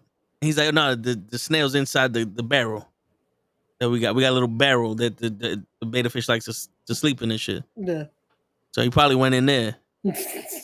He hid in there. They usually like to hide. Yeah. I'm surprised or stick to the glass. I'm surprised that like I said, you shocked them because I've never seen one floating. No, he didn't float. He was on top of the glass. Oh, I thought he was on the glass upside into the down. water. He was like halfway in the glass in the water. You know what I'm saying? Oh, it is like this is a big ass pellet of food. I'll eat this shit. I don't give a fuck. He sure tried it. I better not leave me by myself with this motherfucker. I'm gonna fuck him up. Word. So I was like, "Oh, okay, y'all gonna give me some new food? Got it." You gave me a fucking speed bag. Got it. You know I love to fight. But they gave us some chemical to put in the water that we had to let filtrate for a day, that was supposed to make the water more habitable for the fish, for the freshwater fish. This is like it changes the bacteria. It's a good bacteria for them. Yeah. Okay. And then Gotcha. so on Monday you're just gonna throw the motherfuckers in there. They should be good. They'll probably get the other fish. The Harley Quinn fish. Yeah. Maybe some catfish, Harley Quinn. The thing is, the neon trouts, you got to get 6 of them because they're school fish. That's dope. Yeah, so because the dude was like, "Yo, how many snails you want?" I said, "Just one." He's like, John was like, "Oh, let's get 2." He goes, "Just know if you get 2, in about 6 months from now, you're gonna have little baby snails around." And I was like, "No, no, no, no, no, no. I don't want none of them shits gonna reproduce. I don't want snails to reproduce. Nope. Give me The one. Harley Quinns can reproduce. The fucking beta fish, yeah, but not the snails. Not the snail. I only Damn need it. one. Yeah. And one catfish. Yeah. So Do it your was like, fucking job. so it was like, nah, I need escargot just running around. Word. I ain't trying to fucking be a fucking a labor ward, fucking taking out little Yeah. snails and separating them and making sure they raise and make sure they survive. Fucking beta ate one of them. Blue. Fuck is this? For real. Then I'm gonna have to take the snails and throw them shits at all the girls at the job and like, "Yeah, this is yours now. Take care of it." Make me a snail sandwich. So Ray, Yo, what are some mistakes in your life that you think do you think some mistakes define you, or have you got past them? I want to say I've gone through mine, but I've been able to like again grow from it, or at least figure out that this was, I guess, meant to be in a sense. Certain things just have to happen. Like the biggest one I feel like was a mistake was stopping the train at the time that I was. Like just taking a break from doing that and all this, because I felt like shit. Like by now it would have been wrestling already or doing something. And to me, I feel like now it's like, you know what? Everything has its course. Like doing what I need to do. Hey, now I'm doing this. I'm doing so many other things, and I've got more opportunities out of it than just sticking to one thing. Yeah. So everything is for a reason. Yeah. It's like in the beginning of the video. Exactly. You're supposed to be doing what you do when you're doing it. God forbid you could have broke your neck. You could have did anything. You good. Oh, you could have missed out on some of the opportunities that you got. No. You know what I'm saying? Like, because there's always a way of life somewhere. Yeah. You know what I'm saying? So it's like you're gonna move forward and backwards whether you want to or not. You know what I'm saying? So like if you were wrestling, you'll be doing what you be doing and you'll be getting where you're going at the time. But since you're doing what you're doing now, you get into where you're going now. Yeah. You know what I'm saying? Like it may sound stupid from what I'm saying, like I'm just repeating myself. No. It makes sense though. It makes sense. But you can't get to where you're going unless you start moving. Yeah. I wonder if we get to ask that question when we get to our maker. What would have happened if I would have did this? Yeah, whoever you believe in. Let me ask you a question. If I would have became, is there a reason why I didn't become a wrestler? Yeah, because in my board, you would have broken your neck in 2 weeks. So I altered your shit. I mean, I could have let you broke your neck, but you one of my favorites. Or something like that. I'm just wondering, like, do you get the opportunity to ask, what if you would have made me a superstar? This would have happened. You would have gotten killed. Something. You know, just saying. I'm just wondering. Yo, it's crazy because there's this. I'm pretty sure you guys heard of him, and y'all probably heard him talk. But there's this guy, black guy that's a Marine. He's always super intense. Like he's running the miles. Like I decided to run 27 miles today, just cause fuck it. You think I woke up and said I want to do this shit? I'm in the rain or something like that. I forgot his. I don't know his name. But he's a skinny dude. Black. He's a black guy, bald head. He's like, you think I want to do this shit? And blah blah blah. In the rain. Yeah. And he said it. He's like, yo, my biggest fear is what if I would have went to God and God was like, yo, bro, you would have had everything you wanted if you would have just made this choice. To do what you're doing, to do what I'm doing now. If you were like, yo, if I would have never did what I'm doing, you probably would have died at 30 because you would have been a lazy fat motherfucker, not moving nowhere, not doing nothing. He was like, that was my biggest regret. Dying so young and asking guys like, yo, dude, you were supposed to be this guy that did all this stuff, but you never took a chance. And my shit is like, I can see it. I'd be like, yo, what if I would have did this? What if I would have did that? And in my own head, well, not my head, but like when I ask this question, I always imagine my uncle and my mom answering the question. Because these are the type of questions I ask my uncle and my mom's. That's your And counsel. the only answer I would have got was, you would have been successful. If you would have been wrestling at the time you wanted to wrestle Ray, you would have been successful. You'd have been a wrestler. You'd have been going to shows, doing everything that you would imagine you'd be doing at the time. If you didn't, and you're doing what you're doing now, you'd be doing what you're doing now. No. You know what I'm saying? You're gonna be successful at whatever God is Because if intending for you to be successful at. Because if I sit here and go, yo, if I was gonna be a wrestler at 16 years old, no part of my mind would have I thought I'd have broke my neck or my back and I would have never been able to wrestle again. Nope. That would have never been a thought. No. You know what I'm saying? Players don't think like that. I know what you're saying. So it's I don't want to quote this man because of the whole Jada shit, but we're gonna have to. Will Smith said it. The minute you decide who you want to be and what you want to be, the universe moves out your way. So Ray, you made the decision. We're not gonna train right now. We're gonna heal up. We're gonna do this, and we're gonna start the podcast and make our connections that way. The universe opened up to you. You met so many people. You went on these shows. You did all the other stuff. Your best friend made it on TV. You got to interview the girl from Puerto Rico. You interviewed all these other wrestlers. You made these connections, and you found a place you wanted to train at. Yep. And now you at where you at. Who the You know what I'm fuck said saying? you can't be no wrestler no more? You broke your back? No, but at the time he stepped back from being a wrestler, and Yeah. he No, I mean, he could be a still, wrestler like, whenever right he wants. now, like, Yeah. who said- No, yeah. Are you But you know what I'm paralyzed? saying? You can still be a wrestler. Like that's the thing though. It's like I decided I wanted to be the bus driver. I went as far as I could, and to the point where it's like, all right, you got to make the choice. You really want to do this or no? I don't really want to do this. Nope. So I went back to the shit I wanted to do, and look where I'm at now. I'm happy. You know what I'm saying? Do you want to wrestle? Me? No. Oh. Me? That's still in the mindset. That's why I keep saying October. October is my tentative to get back to training. Is there a reason why you're waiting till October? Hoping by then everything is settled with the place that I'm going. Okay. No. Yeah. I knew there was something, but with the date, I didn't know you just didn't say October. No, I feel like around there I should be okay. No, yeah. This has to be okay. Cool. October was tentative. Just you got this. Don't be tense. I mean, you know everybody you need to know. You got all the connections you need to have. It's not. It don't have to be tentative. Start training. I mean, you don't got to wrestle. You could have one of your friends like, yo, I want to train with you. No. Yeah, you good. You got mad friends in this game. You good. You gonna be good. We're gonna go Battle Club. We're gonna be fucking sponsoring Ray the Beast. What's your name? What's your wrestle name? Ray the Beast. It's funny how you guessed it. Yeah, you guessed it.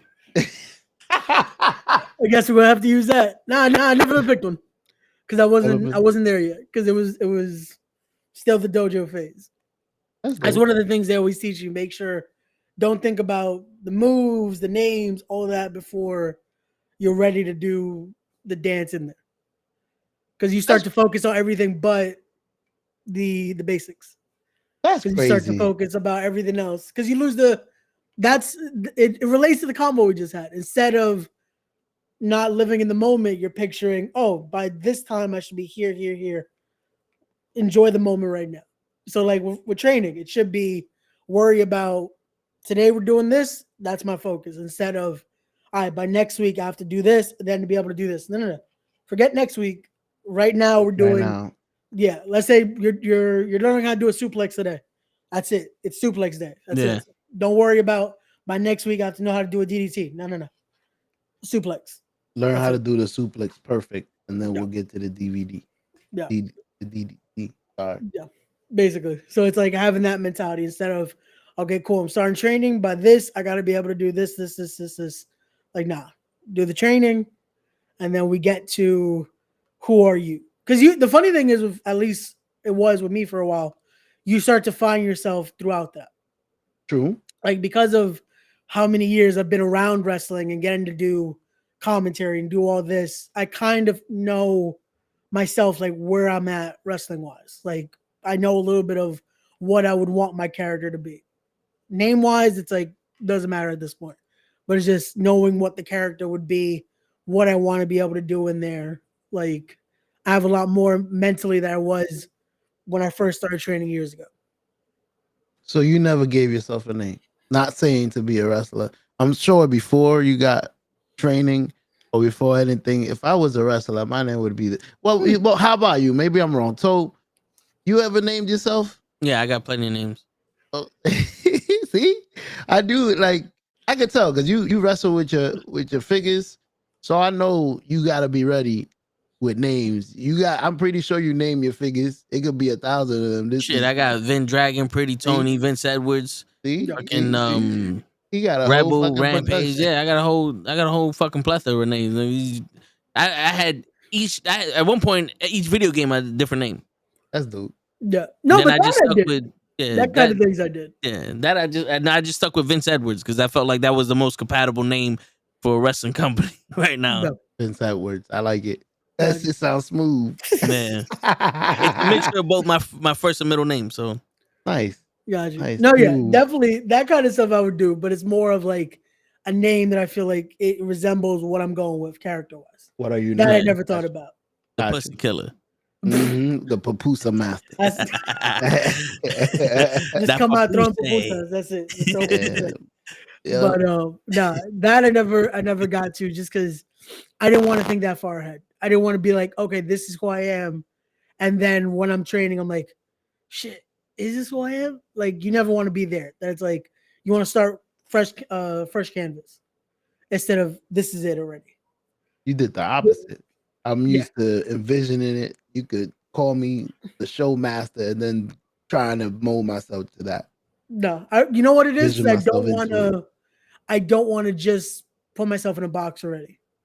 Like, that's why, like with training at Fallout, when I eventually do, I don't want to go in there already being like, well, this is what I remember getting trained. Like, nah, I can't do that. It's like that was that training, starting fresh here.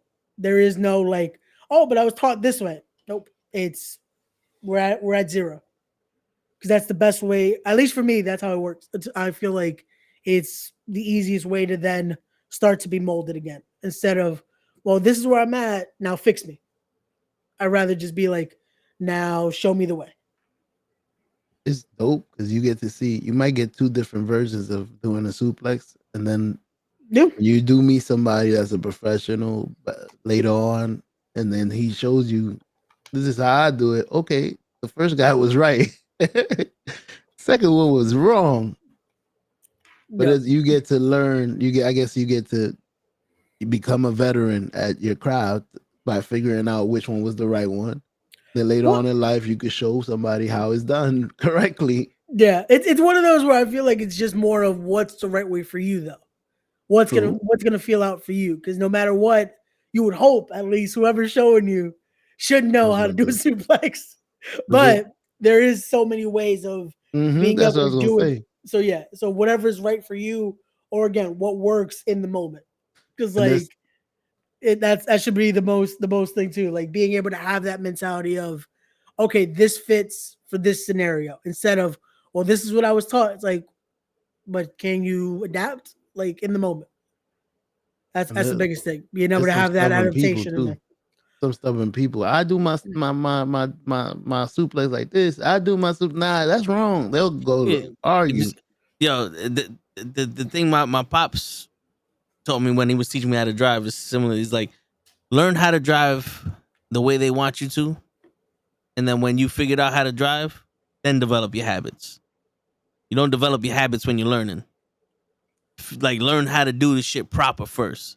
And then when you got it down, then you could develop your habits. Then you could develop your own style. Right now, throw that suplex the way that they teach you how to throw the suplex. Because your dumb ass gonna show off, don't know how to throw the suplex, and now somebody's neck broke. Exactly. Exactly. You know what I'm And saying? that's exactly why that's like you have to go in willing to learn everything again. Like you can go and be like, oh yeah, I've seen this. I think I know what no. There is no thinking. It's like this is the way. Now let's see what do you think?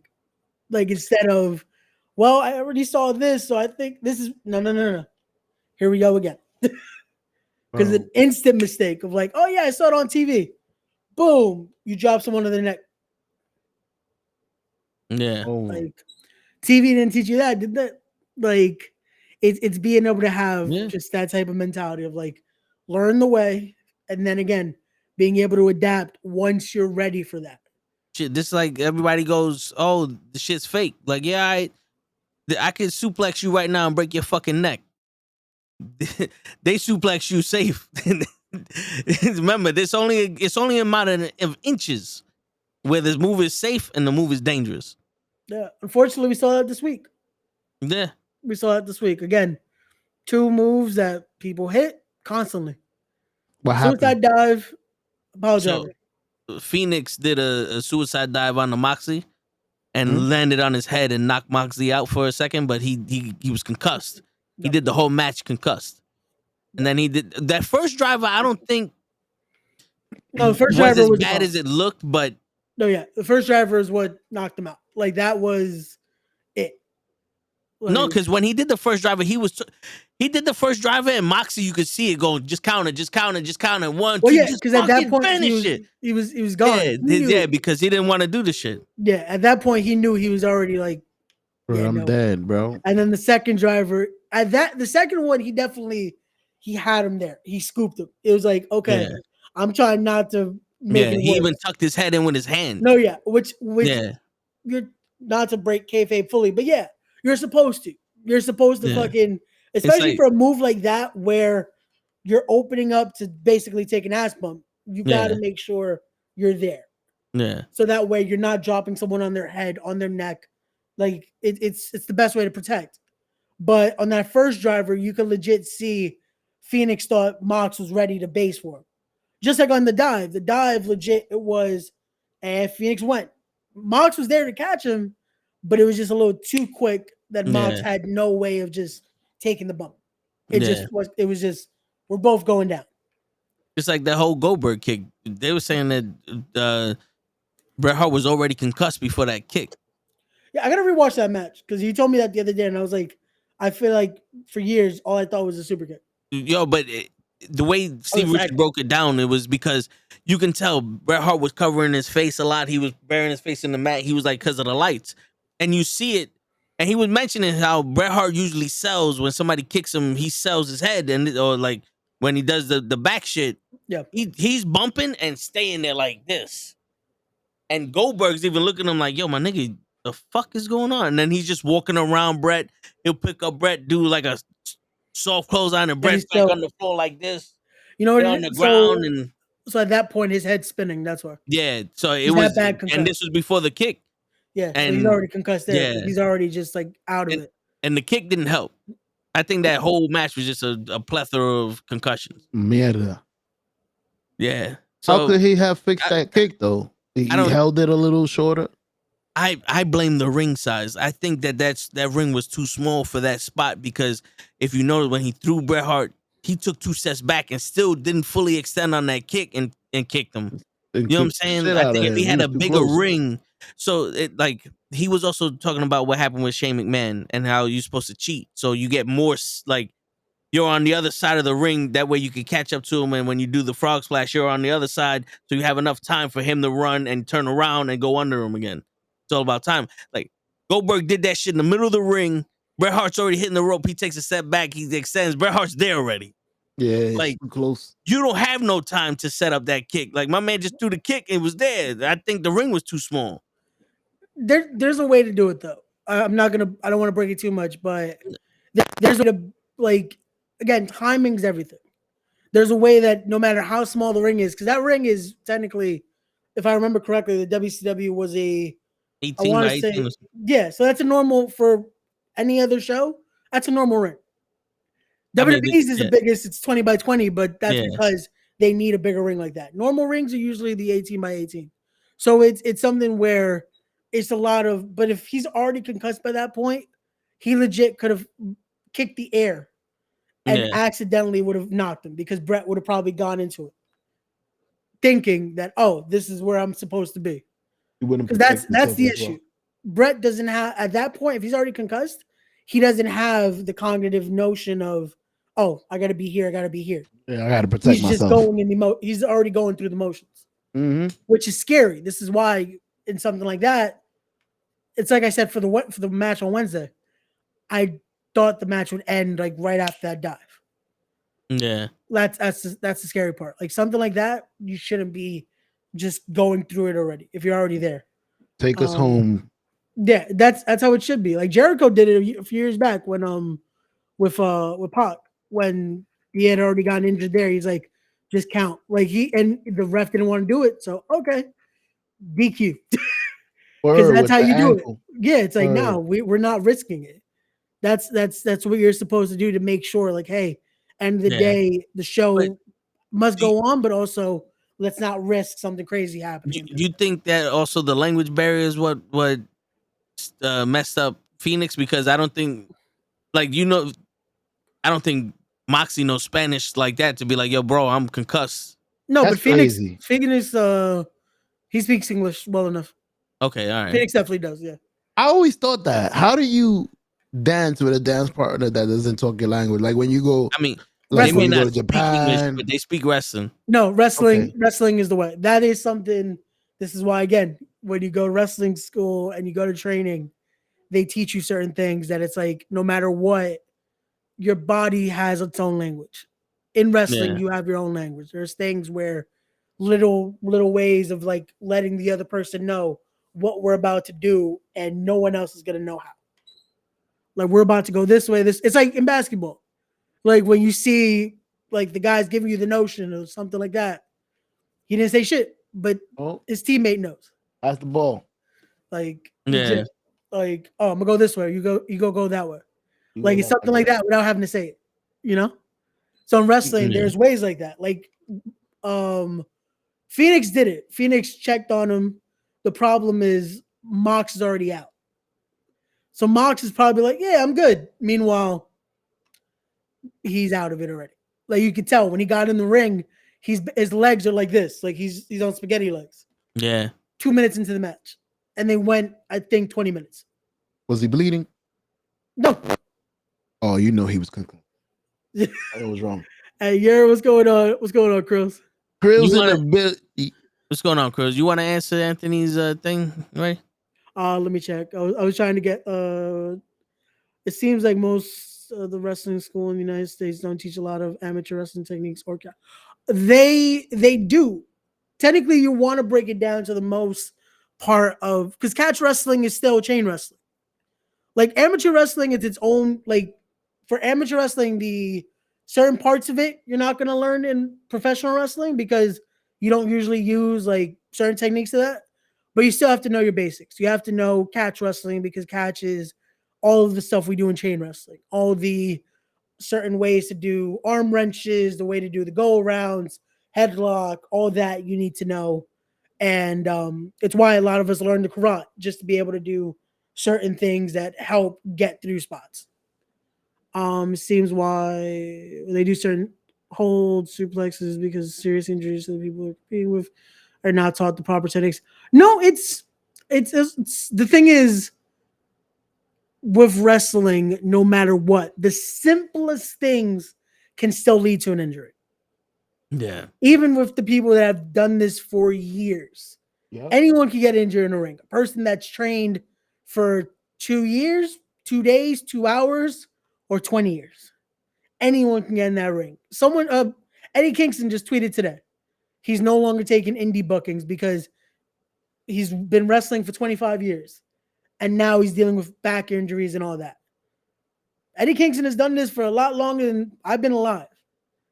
and he's injured himself in there because no matter what in wrestling, you have a bump card. Unfortunately, this isn't something you should be doing. Your body isn't supposed to get used to going through car crashes in a sense, because that's what taking a bump is. Every time you take a bump, it feels like a car crash. Yikes. Man, he's talking to big fool. But yeah, it's something like that. What else? Is that why you don't see a lot of people doing a power drivers, finisher, or signature anymore? Because of the fact, because it's too much concussion or serious. Well, it's because of that, because of the biggest one, Stone Cold and Owen Hart. After that, it definitely became you want to make sure you guys are ready to do something like that. And also having trust. Trust is the biggest thing in wrestling. If you don't have that with your opponent, no matter what, it's gonna be just off. You can't have any doubt in your opponent. Like you have to have that chemistry. Because if not, again, anything could fuck up. I can injure toe if me and Toe don't trust each other right now on a clothesline, I could accidentally injure Toe. Yeah. Because I could break his nose just because I did it the wrong way. Shit, he could break my fucking throat. Yeah. Just because of where I'm landing my clothesline. It shouldn't get near his nose. But if I fuck up, boom, there goes his nose. Yeah. Or if I go too high, boom, there you go. I'm fucking hitting him right here. There goes his windpipe. Like this is what could happen. That ring's the same size as a boxing ring. That's not more about boxers unit they're going against. Take away the mobility. But again, the ring size, it's again, now if it's fucking I want to say it was Progress that used legit. I want to say it was like a 15 by 15, smallest ass ring I've ever seen. And Drew McIntyre legit came in for a Rumble spot. Came in, he legit walked in and hit a Yakuza. And the guy was on the other side of the ring. So if it's a ring like that's that just tiny, then yeah. You hit a Yakuza? Like my son just said boom, and that was it. But the fact of like, again, any major company is going to use a bigger size ring. WWE is the biggest because they also have to accommodate to the fucking size of the venues and all that. Yeah, and Eric Bischoff, he has said that he wish he would have bought the bigger ring. Yeah, not for that purpose, not for the Owen Hart shit, but he was saying you could do a lot more stuff in a bigger ring. Well, it's also it looks better. Like the bigger ring, it's always like, okay, cool. We have something there that's again, it adds to the aesthetic of it all. Yeah, it adds to the aesthetic. It adds to everything. To me, I'm always a fan of I like the bigger size of it, but I also like the low boys. Like the low boy rings, I feel like add a little more to it. And that's usually like you'll see it in certain places that it's like, it's almost like you could just step into the ring. Because it adds that more of there's more to do and less risk of some other things. Yeah. I seen a ring online. I think it was like $1,800 to $2,600. They're not that expensive, but it depends on what you get because I think that was used. No. You want a new ring right now in high spots could run you anywhere from $2,500 to $4,000. And again, that also depends on size. Yeah. So I want to say for like an 18 by 18, you could probably get it for $2,500. Yeah, because it's mostly you paying for the metal. Because then you just get the blocks of the wood, and the wood is cheap. No, yeah, but no, from high spots is definitely you're gonna get. No, that's everything. What we're talking about, Krills. Like in the WWE, the rings that we watch these wrestlers. Yeah. You get. Hold on, 1 sec. Yeah, like it's $2,500. 1 sec, bro. I got you. My man said, no, not the toy shit. The real shit where humans sitting. We're gonna put that shit in the backyard. 1 sec. Putting that shit in the man cave. So the ring we was in at Hogan's shop, that shit is like 4,000. Nah, that would probably be around 2,500. All right, so but it probably 25. That's cheap. This one, right but I don't think that here. was like a real ring. I think that was like a custom ring. Yeah, because it's small. Yeah. All right, this one this is a 20 by 20 right here is 9,000. But this is for everything. This is for the ring, the aprons, all that for This is for. Oh no, this is for everything too. So stairs. Oh shit, this ain't bad. Word. For a Every whole time you setup. look, wait, Yeah, I'm this is order not this. bad. Like 9K for all that. Not bad. Because the crazy thing is, you find this out when you start doing backstage. Everything fucking comes separate. Like you could buy the ring, and then it's like, oh, you want the apron covers and all this? Yeah, it's gonna be something else. $1 Oh, million. you want this? You're gonna need this. Post. So for the whole thing, it's gonna be 9K. So is a boxing ring in WWE. There's a metal beam that you take out in a wrestling ring, because a boxing ring has that. That's why it's sturdier. Yeah, it's People have used boxing rings like there's I don't want to say it's AAA. It's the other one. CMLL.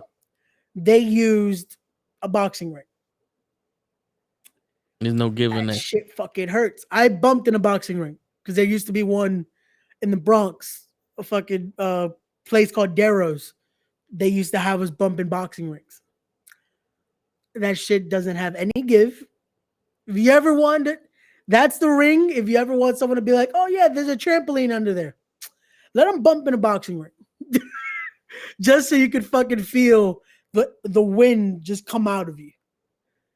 Cause that shit fucking Shit, it's crazy because I remember when they said it was like, oh, it's the same shit that the ballerinas use to jump on, because there's like boards that they overlap and it gives it a spring, and there's a spring on the bottom.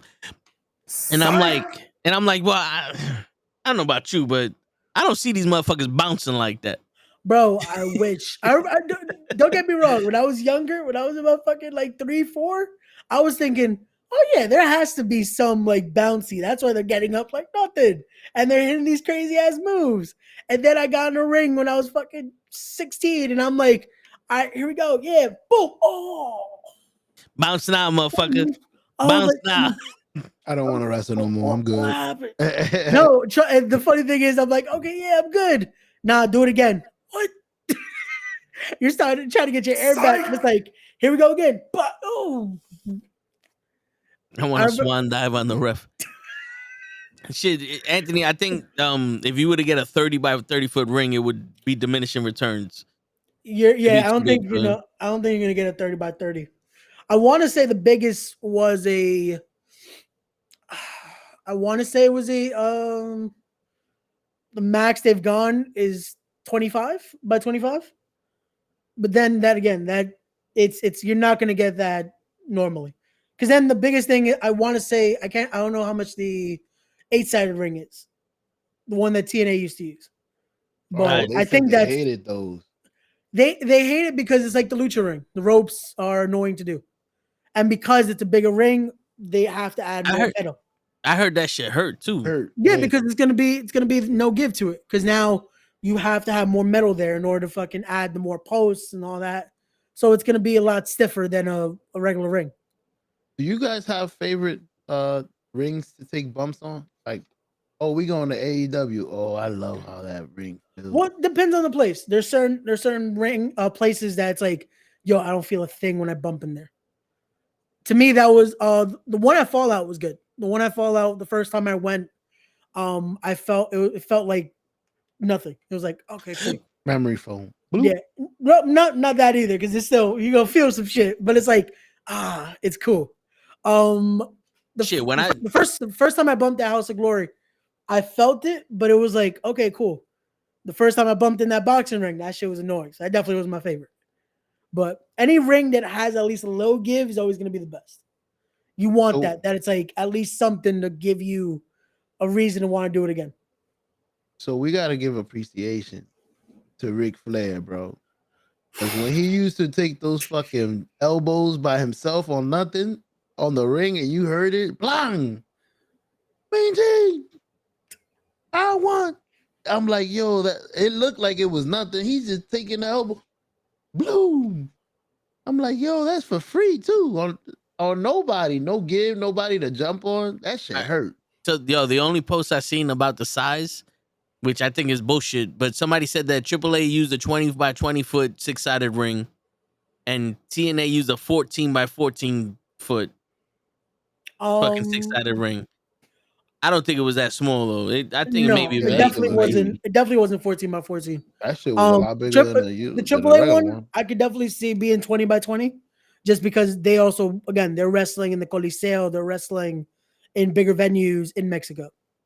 Yeah. But the TNA one, I doubt it was that small. I could see it at least being 16 by 16. Maybe it wasn't a full 18 by 18 ring, Yeah. but I definitely don't see it being that small either. Just because again, Word. it has to be big enough where it doesn't look like a toy in the place they're at. Yeah. When it comes to what they use underneath the padding of the wrestling ring, do you guys think there's ever going to be a time where they're not going to use plywood anymore and use a better material? Also, what padding are you talking about, Ant? Word. Yeah, Like, plywood's not Memory padding. where was foam. it? You Where got was this memory padding? foam on there? Because all we had was the thinnest sheet of that you're just covering the wood. Fabric. Like it's basically it's not even foam. It's legit like it almost looks like what's in Like a gym. like it's not even that. Like it looks Fabric. like almost A what's curtain. inside of a mattress. That like yellowish part. Yeah, So how thin that is. topper. yeah. How thin that is, you're just putting that over, and then you're putting fucking just a sheet in a sense of a mat. So there's no really padding in there. That's what I'm saying. Like when people think there's this. No, you're bumping on metal and wood, and then the thinnest padding, but that's literally just for you to stand on. Ever gonna use a thicker canvas where it's no? I don't think they will, because you also have to remember you still have to be able to walk on that. You still have to be able to do all that. If you add anything a little thicker, it's literally gonna give less of a give. Like the boxing ring has a better like part of some padding in there, but it makes it stiff. So it's gonna be a worse bump to take. Different rings. The padding with wings. Yo, Krills. But also here's the thing though. Padding with wings. You need something that's strong enough to be able to hold the wrestlers without it breaking, and also the wood with a flexibility, it gives a little. Yeah. So when you do those bigger bumps, it does move the ring, and you're not taking the solid impact. Because listen, I'm not a professional wrestler, so I can tell you what I know.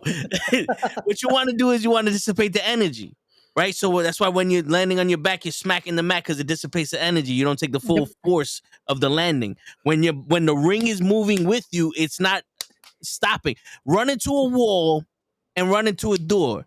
You run into the wall, there's no give there. You're going to bounce back off, fuck yourself up. You run into a door, that's just going to go like this. It's not going to hurt as much. Yep. You might even knock that fucking wall down. You know what I'm saying? So the fact that it moves helps out. Not a lot, but it helps out more than if you were landing on concrete. Brick ass wall. That's part of the fight science. Like, that's why the UFC uses a similar mat that a wrestler uses, because when you slam somebody on it and they hit the head, they're gonna get knocked out. But if you slam somebody on concrete and they hit the head, they're gonna die. Yeah. You know what I'm saying? Reason why I'm asking this question, don't you guys think eventually to avoid all these computers after the also get back or next surgeries, it would get a better material than plywood?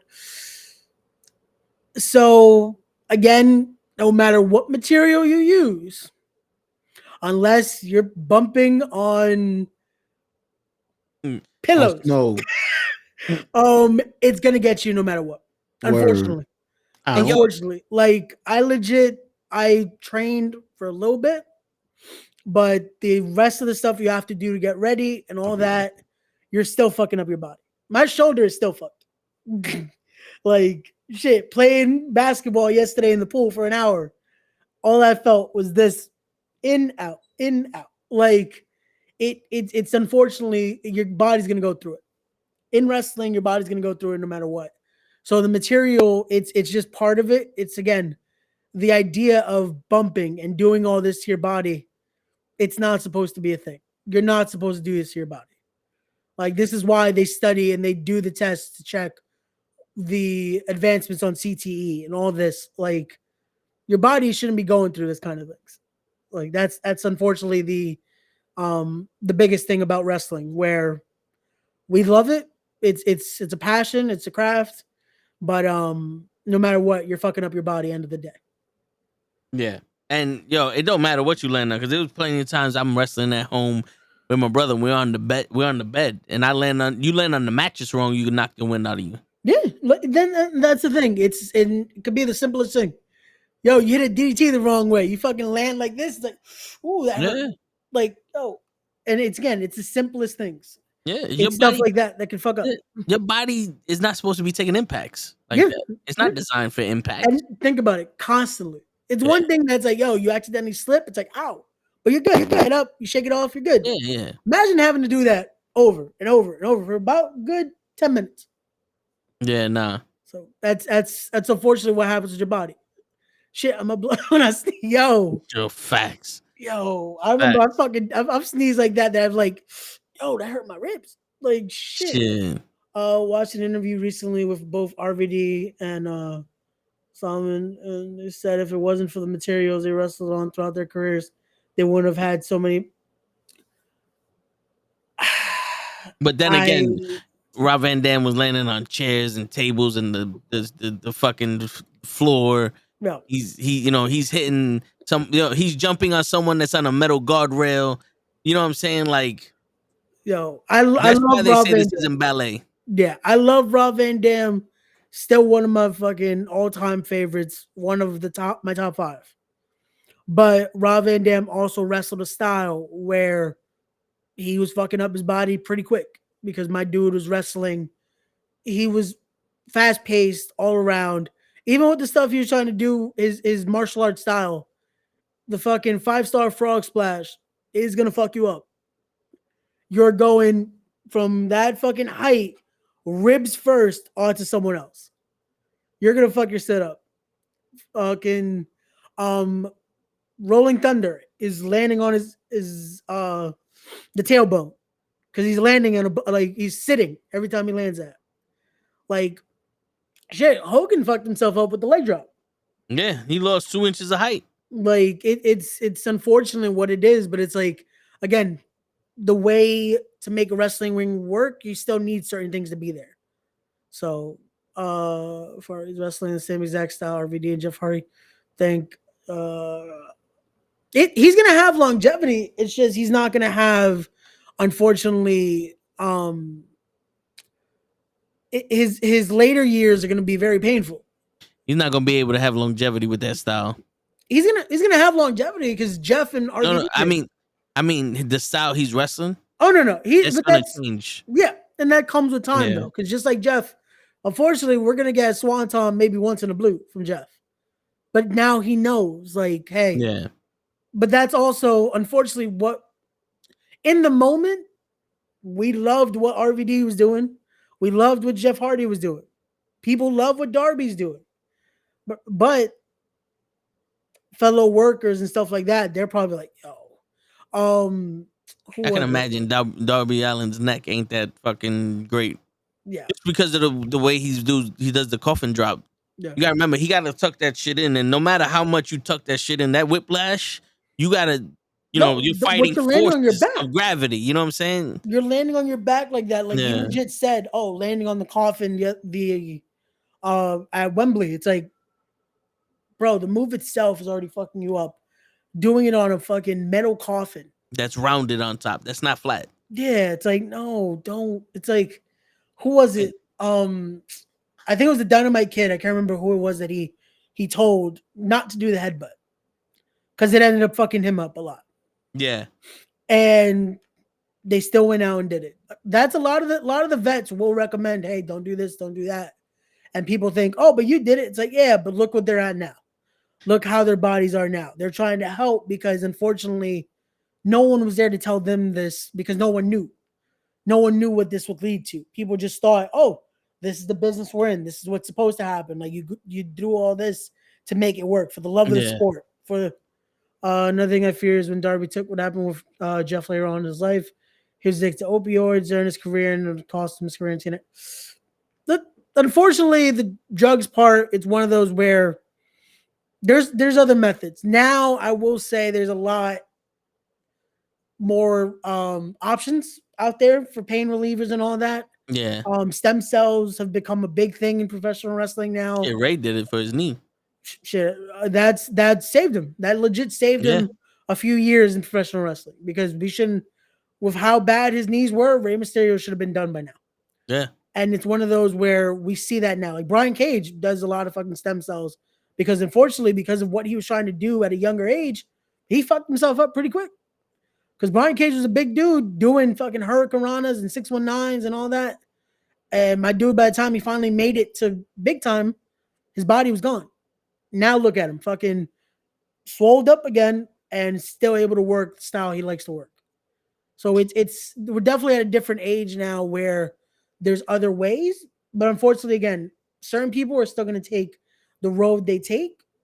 Yeah. But it's again, it comes unfortunately with the business. It comes with the territory. I know a lot of people that go through pain, they go through all this in professional wrestling. They've done it for years, and they've not chosen that method. They've gone through it. They know their way. They know they have regrets. Some. Would they change a thing? Hell no. Yeah. Because it's what they want to do. Just to paraphrase what Ray's saying is, not everything you see on TV is what happens in real life when it comes to wrestlers backstage. Basically. Yeah. It's one of those where you're going to see certain things about the business. People think everyone's doing drugs back there. Everyone's doing this. Everyone's doing that. And end of the day is believe what you want to believe. But people that are in it and are really around it know the truth. Yeah. So that's the best way I could put it without just being like, fuck it, you know? Yeah. Like best way I could put it. That's why I only can tell you what I see. that's the only thing I judge from what I see. But all right, when show comes back, I guess we'll talk about the other subject. Gotcha. Grills, I don't know if you want to get up in this. I think I sent you the link. I can send you this shit again. But yeah. So all right, we'll talk about it and we'll tell Numb Nuts. That's his new nickname, Show Nuts. What it is, but all right. So did we agree? It was what, future resentment or resentment for the future? Yeah, the future resentment. Yeah. So basically, it's. Have you ever noticed that, let's say you have plans like to be a wrestler, like I had plans to have a fucking bodybuilder's body, Yeah. and to get rich and all that other stuff. That when you start thinking of your future that way, you start resenting people and you start resenting shit already. Like when I get money, all these bitches that fucking deny me, if they gonna come holler at me, now I'm gonna play them and all that other shit, or these motherfuckers I ain't gonna work with because they played me here. You know what I'm saying? Like you holding that grudge that for the future when you got the upper hand, you already resenting them. I did till I learned what's the true goal out of it all. Because when you're younger, it comes with just like we were talking about earlier. When you're younger, that's the mentality of like, oh, when I do this, I don't want to see any of these people. When you get older, you start to realize, well, I'm not doing it for them though. This is what I want to do. This is me. So if they come, cool. If not, it's all good. Like it's one of those where you almost have to be like, you have to realize, what is this for? Because if they're already in your head when you're trying to get to what you want, they've already won.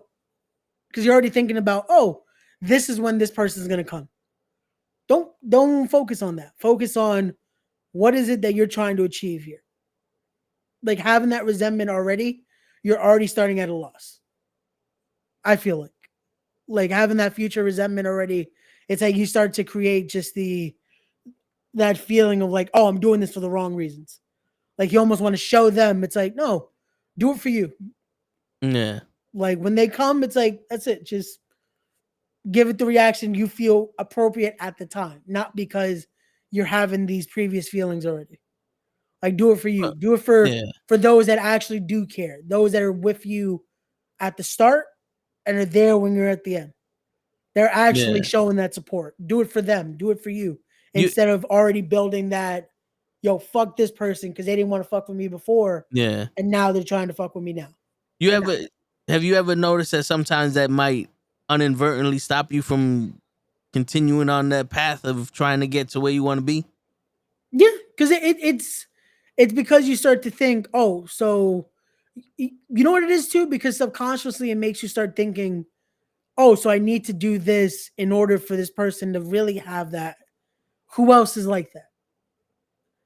You start to start second guessing everything. Of like, oh, so does this person actually care? Or is it because I'm on this journey in a sense? Or is this like, is there a catch to it? You know what I'm saying? Like that's what I feel like is the biggest thing that it almost starts to you start stopping everything because it's like, wait, so why are you actually here? Are you here for the long run? Or are you here because it's almost a benefit to you at this point? Yeah. Like it becomes something like that. Because in my what made me think of this question, I'm in the shower, and when you're in the shower, you start thinking. Yep. That's where most of the tips of the day comes from. But I started thinking, and I'm like, yo, when I was working out with Krills a lot, I started noticing the attention from people, and that was when I had my most success with women and shit and all that other stuff. And I'm like, all right, so like my body was better. I started thinking like, what was I doing different than now? I was like, well, sleeping was one of the biggest differences that I was doing. But then I was like, I started equating like, hold on, wait. When I had that better, but when I was working out a lot more and I was looking better, I didn't change who I was. You know what I'm saying? I wasn't the dickhead I thought I was gonna be. I wasn't running through women like, just to get pussy and then shut them down. Like I wasn't this asshole guy that in my head I was like, well, now that's what I'm gonna do. You know what I'm saying? Yeah. It was just your self-esteem. So it was one of those things. It was like I was already in this position, reaping the benefits of it, but I never changed. So I had to sit there and go, you know something? I gotta forgive myself for even thinking that I would allow myself to change when my circumstances become better. Because no matter what circumstances I'm at, this is who I'm always gonna be. Right? So I was already resenting these people that I felt shunned me because of X, Y, and Z. Yep. And the thing is, you know what? If I'm not your type because of the way I look, I forgive you for that. Because it hurts. Yep. To realize I'm not tall enough for this one, or I'm not skinny enough for this one, or I'm not light enough for this one. I'm not dark enough. My eyes ain't blue. I don't make enough money. I forgive all y'all ignorant judgments. Because that doesn't define somebody. All those things I just mentioned doesn't define somebody. I forgive you for that. So I'm just going to I'm going to do what I need to do because this is where I want to be. Right? And I'm just going to live my life. And I'm going to trust the choices I'm going to make when I get there. You know what I'm saying?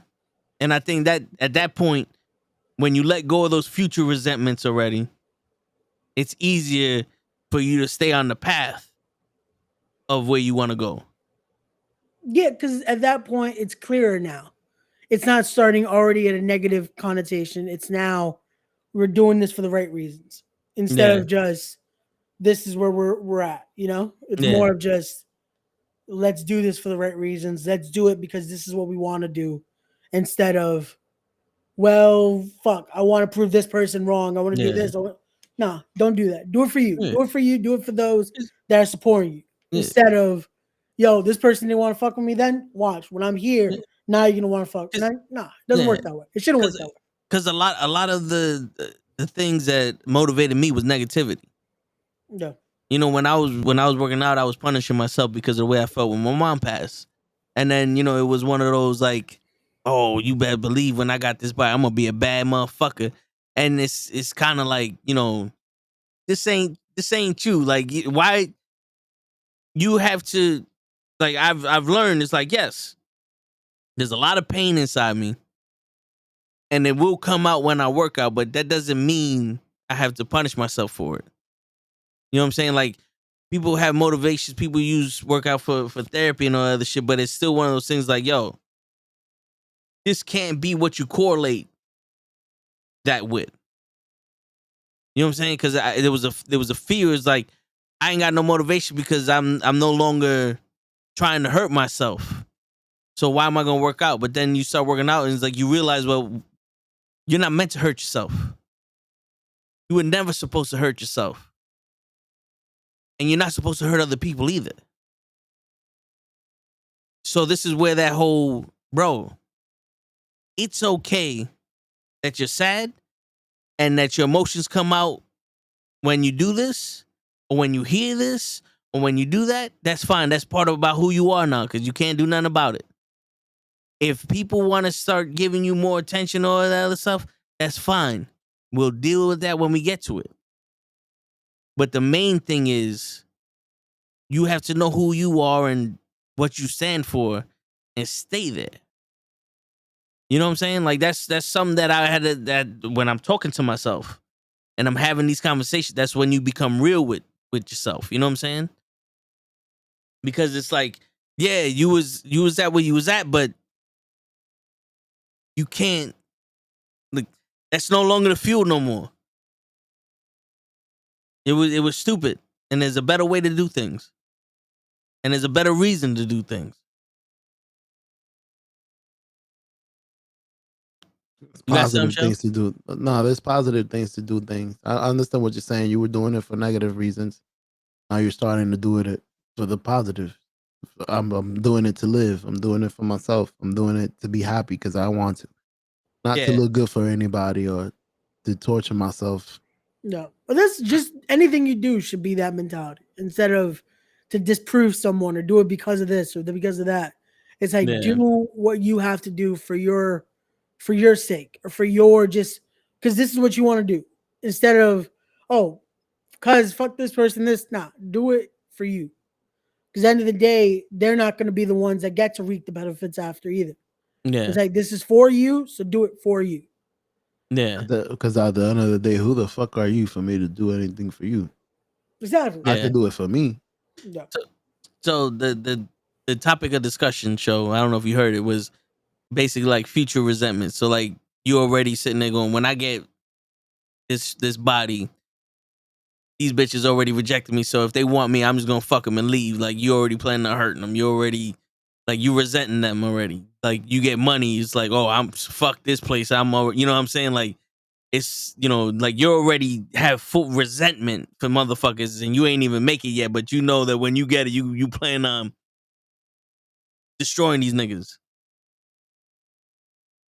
Like people, like if I win the lottery, I'm gonna fucking have a parade when I quit. Like you already planning your fucking future resentment for people. I'm hesitating because I'm playing devil's advocate in this conversation. I heard everything. I was listening to you motherfuckers, even the show nuts. But anyways, You a liar. I was playing devil's advocate because I heard you say it's messed up that I gotta lose weight for you to like me. But in the same time, I feel like we already knew that. I don't know if we already knew that or we know what it takes for us to get certain people. Yeah. But we want to try to get them anyways. I don't know if that makes sense. No, it makes sense. And then we feel rejected if they don't like us the way we are now. But we knew they wasn't gonna like us like this. And yeah, we do feel like, what's the word for those people that are shallow? What, like you're looking at us, but at the same time, it's like, why should you settle? I mean, like, I don't know how to, like when you're skinny and you got your body, you got your abs. Someday I'm pretty sure we all gonna get in shape. We all look good. I'm married, so this doesn't apply to me. And then once you get skinny and you got your abs and you got this fat girl, sorry to all the big women out there, no disrespect. This big girl that likes you, you know, I think you cute. And it's like the first thing you're gonna say is, oh, that's not the first thing you're gonna say, because us guys, we go about it differently. We're not like girls. We don't straight up tell you if you lose weight, we'll give you a chance. We'll just play the game and not let you off easily. You know how us guys are. We won't act disinterested, but we won't act interested. It's like, I'm not gonna lead you on, but I'm not gonna fucking play this game with you. Girls will straight up let you know you gotta lose some weight. Us will will play the game till the girl knows he doesn't really like me that way. I can tell he never does this. He never asks me out. But what I'm trying to say is, when you're skinny, you're gonna have the same stipulation for women or for whoever's trying to chase you after you done worked out and look the way you want to look, and like, yo, I invested my time to look good. Now I want a certain type of girl. Nah, hold on real quick. I think that's a shallow way of thinking, and to be honest with you, when people sit there and go, "I've done all this, so you need to do all that shit," I think that's very immature. Because my thing has always been, I don't give a fuck what you did. You know what I'm saying? Like if a girl, if let's say a fucking female bodybuilder came up to me and was like, I spend 3 hours in the fucking gym every day. If you don't do that, you can't be with me. Fuck you. I could look good. I don't spend 3 hours in the fucking gym. You know what I'm saying? My thing is like, bitch, you spend 3 hours in a day. You have 3 hours of your day to go to the gym. I don't. Who the fuck do you think you are to put your standards on me? I agree with that. That's what I was raised with. So the minute I hear that shit, that's when it's like, oh, not only are you shallow, but you selfish, you ignorant, and you a waste of fucking time. No. You know what I'm saying? Because like I said, to me, that's just straight out, you have no social skills, you have never been through life, and you want a puppet. You want go marry yourself. They sell sex toys. Go get one of those and be happy with yourself. Yeah. Everybody's different. Everybody got their own lives. Bro, when you lose weight, you're not gonna have a standard. No, like you're not gonna have like the standard I have when I lose. The standard I have when I lose weight is gonna be the same standard I have now. Can we communicate? Damn. Yeah. But again, I'll play this. I'll play the devil's advocate for a second. Unfortunately, there are going to be people like that. There are going to be people that now all of a sudden they want to change it up. Of course, they're going to become the people they hated. They're going to become the people that, oh, you couldn't just give me a chance, blah blah blah, X, Y, and Z. The problem is, if you become one of those people, what was the point of changing that? Now you're going to become the thing you hate.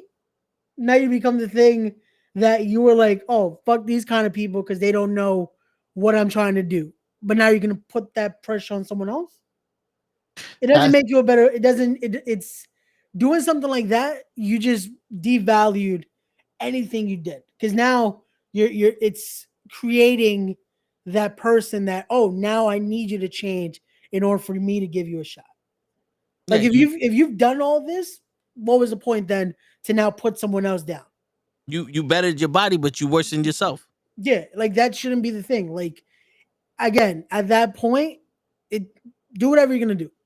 To me, it definitely wouldn't change my mentality. At my point, it's like, hey, if we're good, we're good. We're compatible. Hey, that works. Like there should be something more. I just figured it out for you guys. You guys, you find the finest bitch that used to be fat. And she's gonna have the same morals she had when she was big. So I'm married. Y'all might have a chance. We don't need to lose weight.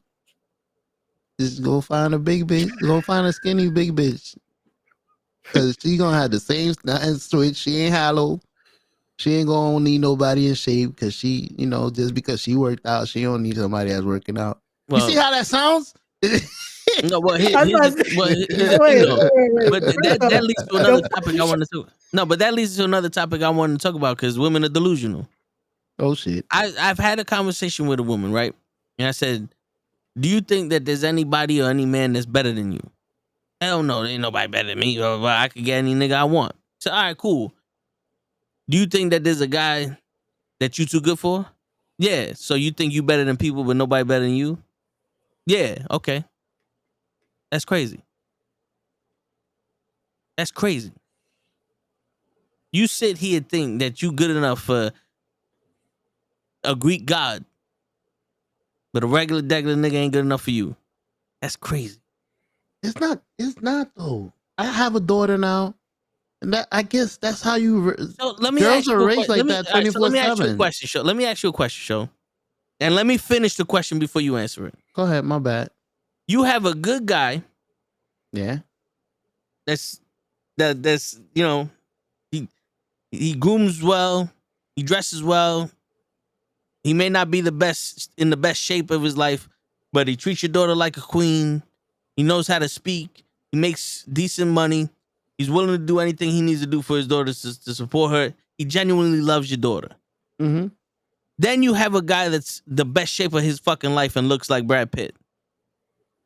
He didn't give a fuck about your daughter. You want your daughter going out with Brad Pitt?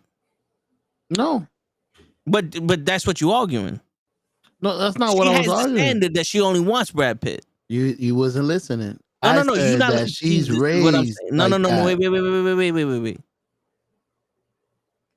Answer the question based off of what you said. Not what you want for your daughter. What you just said. Because the stipulations you put on me and Ray to find the ex-fat bitch. Because we can't find no skinny, good-looking bitches. That's not what I said. That's what you bet. No, That's exactly what you said. Find a bitch that was fat, that got skinny, and don't give a fuck about y'all niggas. We don't need to work out no more. I didn't get it. Verbatim. But listen, but this is what I'm getting at, yo. This is what I'm getting at, yo. That's not what I was saying. I explained to you who a person is, right? Correct. And what a person looks like. Correct. To people. And you jumped on who the person is. 1,000% of people would jump on the person that I explain who they are. Mm-hmm. Because in actuality, that's what people want. But in reality, Brad Pitt's gonna get that girl 100% of the time. Of course. Because they don't want all that shit I just said. They want a good looking nigga. It don't matter if they're worthy of better. It doesn't matter if they have to go through hell and get cheated on all other shit because they got somebody that looks appealing to them. Yeah. This is why I'm saying it's crazy. It's crazy that they can sit here and think that some nigga that would treat them like a fucking queen the way they want to be treated isn't good enough for them. But the dude that treats them like shit just because he got a six-pack and a nice body, that nigga's worthy of them. You know what I'm saying? You got to go to the gym 14 hours a day and look good enough for me. But you got to put no work in on yourself. You know what I'm saying? I get what you're saying. No, okay. Can I correct something? What I was trying to allude to was you guys said when you lose weight. Can I finish? Is what we said. Well, you guys said when we lose weight, we're gonna be exactly the same, humble people. We're going to be good. We're not going to be shallow. I said, you hit something good. You guys got to find a fine ass bitch that lost weight because she's going to have good morals. You took it the wrong way. I got to find a fat bitch because I don't know what the fuck y'all just said. You got to find a girl that lost weight because when she was big, she was humble. Exactly what you said. I'm not going to change when I lose the weight. Y'all just took it wrong. So wait. Okay. So you're saying once we do change in a sense, correct, to find one that's done the same. So morally, we're all there. Correct is what I was saying. Okay. You said you made you're it gonna sound be like you made it sound like right now. Me and Toe have no fucking other options than But what's the thing though? But what's I was talking in context. Why does she need to be fat in the beginning? Because you said the contest. Right now we're all thick, right? And we was talking about losing weight, and you said when we lose weight, you be shallow if you change just because you look good or you look different. Yeah. And you said you're gonna be the same exact person when you get chiseled that you now, the sweet guy that loves and blah blah blah. So I said, cool. We hit on to something. You guys gotta find a girl that is chubby and nice now and lost weight, and now she's nice and skinny.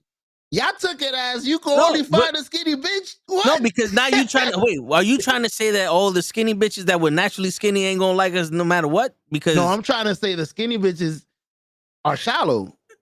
That's what we were talking about. You said it yourself. Yeah.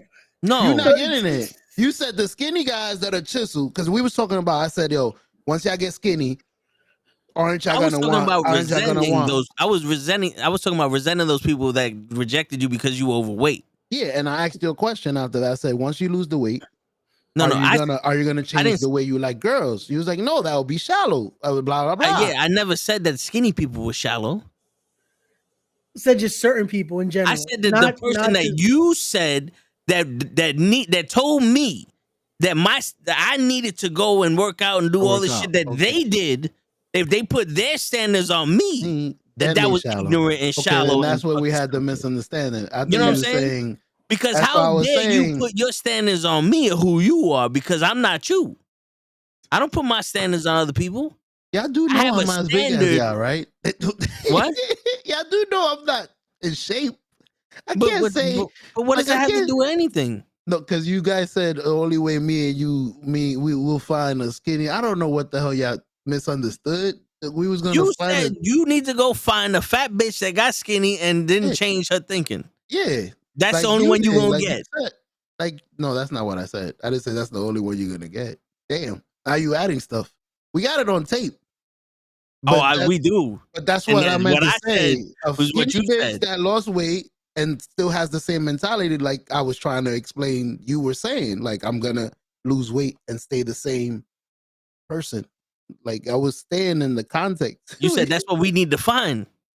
Yeah, the person that We can't person just is find gonna a be good soup. person. But you can find a good person too. But at the end of the I day, like just thick find girls. people with morals. Just you good can morals. find a big one too. No, The moral of the story is she's good. I don't care. No, but she didn't lose weight. Yo, Chris, how you doing, Chris? It's step 1, be fat. Step 2, lose weight. Step 3, don't change. Don't change. Then I'll fuck with you. Apparently, that's what Show wants me and Ray to do. I just don't want her to change. I'm sorry. She could be skinny, fat. My bad. Yo, Chris, what the fuck you came into? I'm trying to get these twosomes a nice, humble girl. A nice fat chick. And now she can't be fat and lose weight because she's shallow. Wait. And then You see? Show is trying to Look. get them some skinny fat bitches. See? And that's all they could get. I gotta run this tape back. Yo, man. He said, He's a magician. you said I could only get some skinny fat bitches. Get out. I'm like, what? Skinny? I should have started drinking when I wanted to drink earlier. I should have. I was trying to help you. A magician over here. My bad. Krills. What's going on, Krills? You got any comments on these skinny fat bitches? This nigga puts this shit on autopilot. Come on, Krills. Come on. We need you now. Yo, Krills, help, bro. We need an impartial fourth party in this. Good comments, Krills. But like I was saying earlier, like I think that's delusional. That's crazy. The women have so much arrogance that they can sit there and say someone's beneath them, but they're not beneath anyone. I will remember what you just said. I will repeat, as a father, that's how they're raised 24/7. I think this is where you misunderstood me. They're raised as delusional babies. You're a princess. You're the queen. That's how you're brought up all your life. I guess you feel like everybody's beneath you, I guess. I've never was raised like that, like you a king 24/7. That's really how I treat my daughter. Like she's a princess 24/7. You don't even know what the fuck a princess is. But I'm guessing she's gonna feel like one as she grows up. She's cherished for no reason. I mean, there's a reason. There's a reason. But you know what I mean. She's not really related to Queen Elizabeth. She related to my dumb ass. I mean, not a princess. Yeah, your family didn't fucking have hundreds of thousands of homeless people living in their country. Exactly. Do nothing about it. Exactly. Wait a minute. What the fuck? This is why I don't like when they say, "Oh, all these kings and queens out here." Nah, remember, kings and queens don't take care of their people. There's a lot of shitty fucking kings and queens out there. Show. I agree. I don't want to be compared to these motherfuckers. Wait a minute. It's not that. Am I tripping? I thought there was like only a. Well, I don't know how Nowadays, many. I'm talking about in history and all the other shit like Okay. Queen Elizabeth. Let them eat cake. These motherfuckers been out there starving for fucking months and years. Y'all niggas don't give a fuck about your people because y'all good. You know what I'm saying?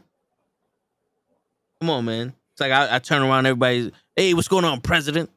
Like, yeah, you want to be compared to fucking Joe Biden right now or Trump? It's not an easy job though. No job is easy. That shit is. It really turns your head like fucking right. You want to be president or you want to be a garbage man? You want to be in the sewer shoveling shit? Or would you rather be the president? Or would you be shoveling everybody's shit? Yeah. That's crazy. Nah, I'm just saying, everybody got a hard job. This is the crazy shit. You can't use the excuse it's hard. Everything is hard. So them motherfuckers out here learning how to walk again. That's hard. Oh, this man has to deal with hurricanes. Somebody's about to attack America. Somebody's kid, the fucking homeless in New York. We got attacked. The president didn't fucking grow and stop them. This nigga don't sleep. I know he don't sleep. I don't sleep. I'm supposed to fucking feel sorry for this man? You should be the president. He chose to be president. I agree with that. He ran and convinced everybody to vote for him. Quiet. He knew the job. He knew what he was getting into. I think there's a difference between becoming president and becoming a father. You didn't know the responsibility of raising a kid when you was nothing. He knew the responsibility of being president when he was running for president. Of course, he was vice president to begin with. He saw somebody do it. Come on, man. Don't give me that. There's no excuse that I can sit there and go, oh, bendito. Fuck you. Not you, but fuck them. We're going to get political. You know what's crazy? I think they're more of puppets. Like, once the political party knows you're going to win, or they know that you have a chance, I feel like they just trampled you out there, whether you like it or not. Like, yo, I don't want to be president. We don't give a fuck. You're about to win. Like, I don't think you could... Like, I don't think you could turn that down. Like, I'm good. I don't want to do this. That's like after this year, I don't want to do this. No, you the popular vote, bro.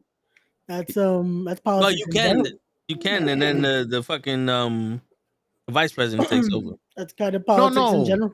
I mean, when you're gonna run, like, let's say Obama, he won the first round and then he ran again. I'm pretty sure that second time he didn't want to do it. Like, yo, I'm tired. I don't want to do this shit again. I'm done.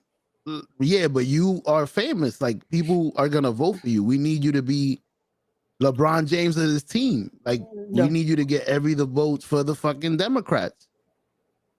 That we're not gonna put this nigga don't even know how to look on TV. No, they'll give their endorsement to him. That is true. That's what he did with Biden. He gave his endorsement to Biden. Biden, yeah, he'll pass it down. But I think I don't think people like that job. I think after the first 4 years, they're like, we done. But the company, the Democrats or Republicans, like, we need you to run again. We don't have nobody else to run. Like, I've never seen somebody run 4 years and I'm good. Next. I ain't running next year. During the fucking, like, as he's fucking president, year 2, yeah, how you liking it? Nah, this shit is terrible. You running next year? Nah, hell nah. I'm good. I'm gonna finish out these 4 years and I'm gonna ride into the sunset. Gallop. Don't even call me. I don't even need Secret Service after this shit. Fuck that. Have you heard of a president say that? Nope. Well, you still get Secret Service after you're the president. Yeah, you still do. You know, Cruz, you here? Playing. He's here. I see his name. It's a nice bridge. Who took that picture? I think Cruz joined. That said, "Oh shit, let's go do this first." I mean, I see his picture. That's a nice picture. I mean, he took that picture. I know. Shit look very. It's the Brooklyn Bridge or some shit. That shit is fire. I like how it's blurred out in the back. That's a nifty 50. Portrait mode. See, only a photographer would know that shit.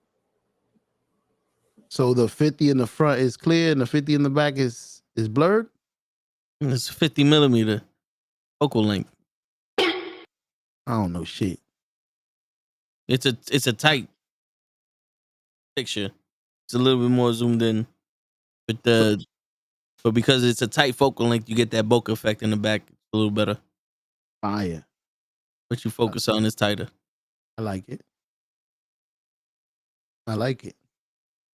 Only the photographer was here to talk about it. He's He heard busy. you talking about fat bitches and he went to go get some cheese. Word. So you think we gonna only get fat bitches that got skinny? Okay. Niggas gonna eat a chopped cheese while we talk about fat bitches.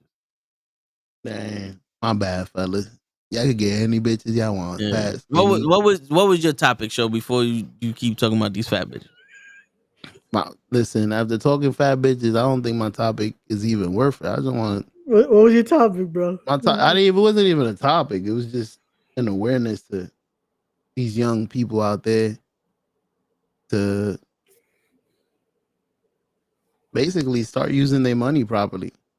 I feel like that bitch is gonna take the money. Word. You start using your money properly till you get some skinny fat bitches. You can spend it on. My bad. Damn.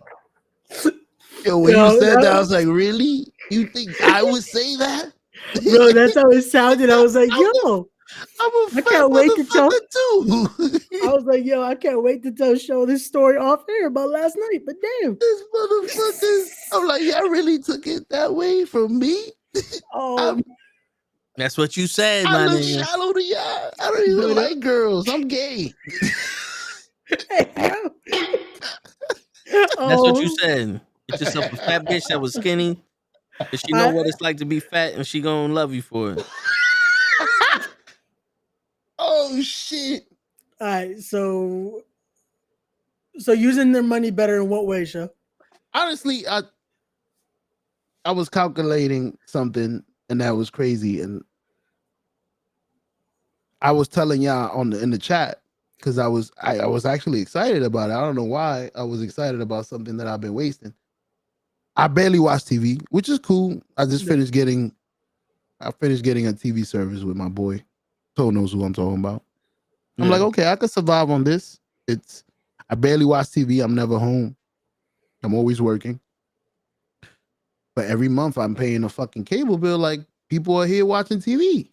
Nobody's ever here. It was like $300 a month for nothing. I don't get nothing. There's no possibility. There's no possibility of doubling it, tripling it, or losing it at all. Like, you're gonna lose it. You're not gonna get nothing from it. Yeah. I'm like, why don't I cancel that and continue to pay the $300 a month? But instead, I'm gonna invest it into something, whichever you want to choose. Now, I might be losing the money. That's okay, because I was losing it before. But now there's at least a chance of tripling it. Yeah, like I calculated in the last 5 years at $300 a month. I gave Xfinity $36,000. $36,000. I'm like, for what? There's nothing for a DVR service. I'm like, I'm cutting that. If I could take the next 5 years and save up $36,000 and invest it into something, it could be $36,000 worth of Tesla. I just bought a Tesla stock. It could be $36,000 worth of Tesla stocks. Fine, like I said, we could lose it. We definitely losing it with the cable. I can tell you that much. They ain't gonna call me back and say, "Yo, this has been a great investment. Here's $25 back." I haven't in the last 5 years. I haven't gotten a dime. I've called. They charged me extra. Yeah, and you try to change their plan. Like, nah, you can't change it. That's only for new customers. You bugging. We can't go back to that $199. So this is not for everybody, because I'm pretty sure, like, my wife is one of them. I'm pretty sure there's people out there that need their cable. Like, they're addicted. It's okay. That's chill. You deserve it. You work hard. You want your cable. For me, it's not worth it. I'm never home. I'm always traveling. I watch TV, I'm going to say about an hour a day while I go to bed. And then on the weekends, I do watch TV. But is it worth $300 a month for 4 times 4, 16 days out of a... Nah, it's not worth $300 a month now. No, definitely not worth it. It's not worth it for a month. Matter of fact, I was thinking about Just period. Like if I could have been had a new car for $300 a month. I could have cut my cable and I could have gotten whatever car I wanted. I mean, I've been fine to paying the cable for what, 10 years since I've been here. It hasn't been cut off. And I've been okay with paying that on a monthly basis every month. No. Like it's a car. Why does it feel different because it's a car? Like, I feel like you treat it almost like how it's almost a reliable like source in a sense that you feel like, oh, it's manageable to do that. But when you can't see it being sustainable, it's like, is it worth it though? Hey, bro, is it, bro? We pay more for cable than we pay for than Toad pays for his car. I know you've had cable longer than you had your car. Yeah. No. So you've been paying the cable bill like you had a fucking Ferrari because let's say we've been with them for 10 years at $300 a pop. The car is only 5 years. Yeah. You got 2 Ferraris. You've been had a car. And that's just cable. I'm thinking about other stuff like this stuff. I'm about to call my bank account and tell them to restart my account. Like I want them to give me a new number. I feel like there's bills from a long time ago that keep hitting my account. Like shit I haven't seen in years. Like I guess they're reoccurring. Like y'all ever heard of the lawyers? It's some lawyers. Lawyers? Yeah, it's like an on-call lawyer. You basically pay like a monthly fee, like $20 a month whenever you need. If you ever need a lawyer, a retainer. Yeah, it's basically like that. I've been paying these since I was living with my mama. This was like 20 years ago, and I just saw they charging me. They've been charging me since then. Every year, every month, $20. Bro, every year. I'm like, yo, it's been 10 years. So that's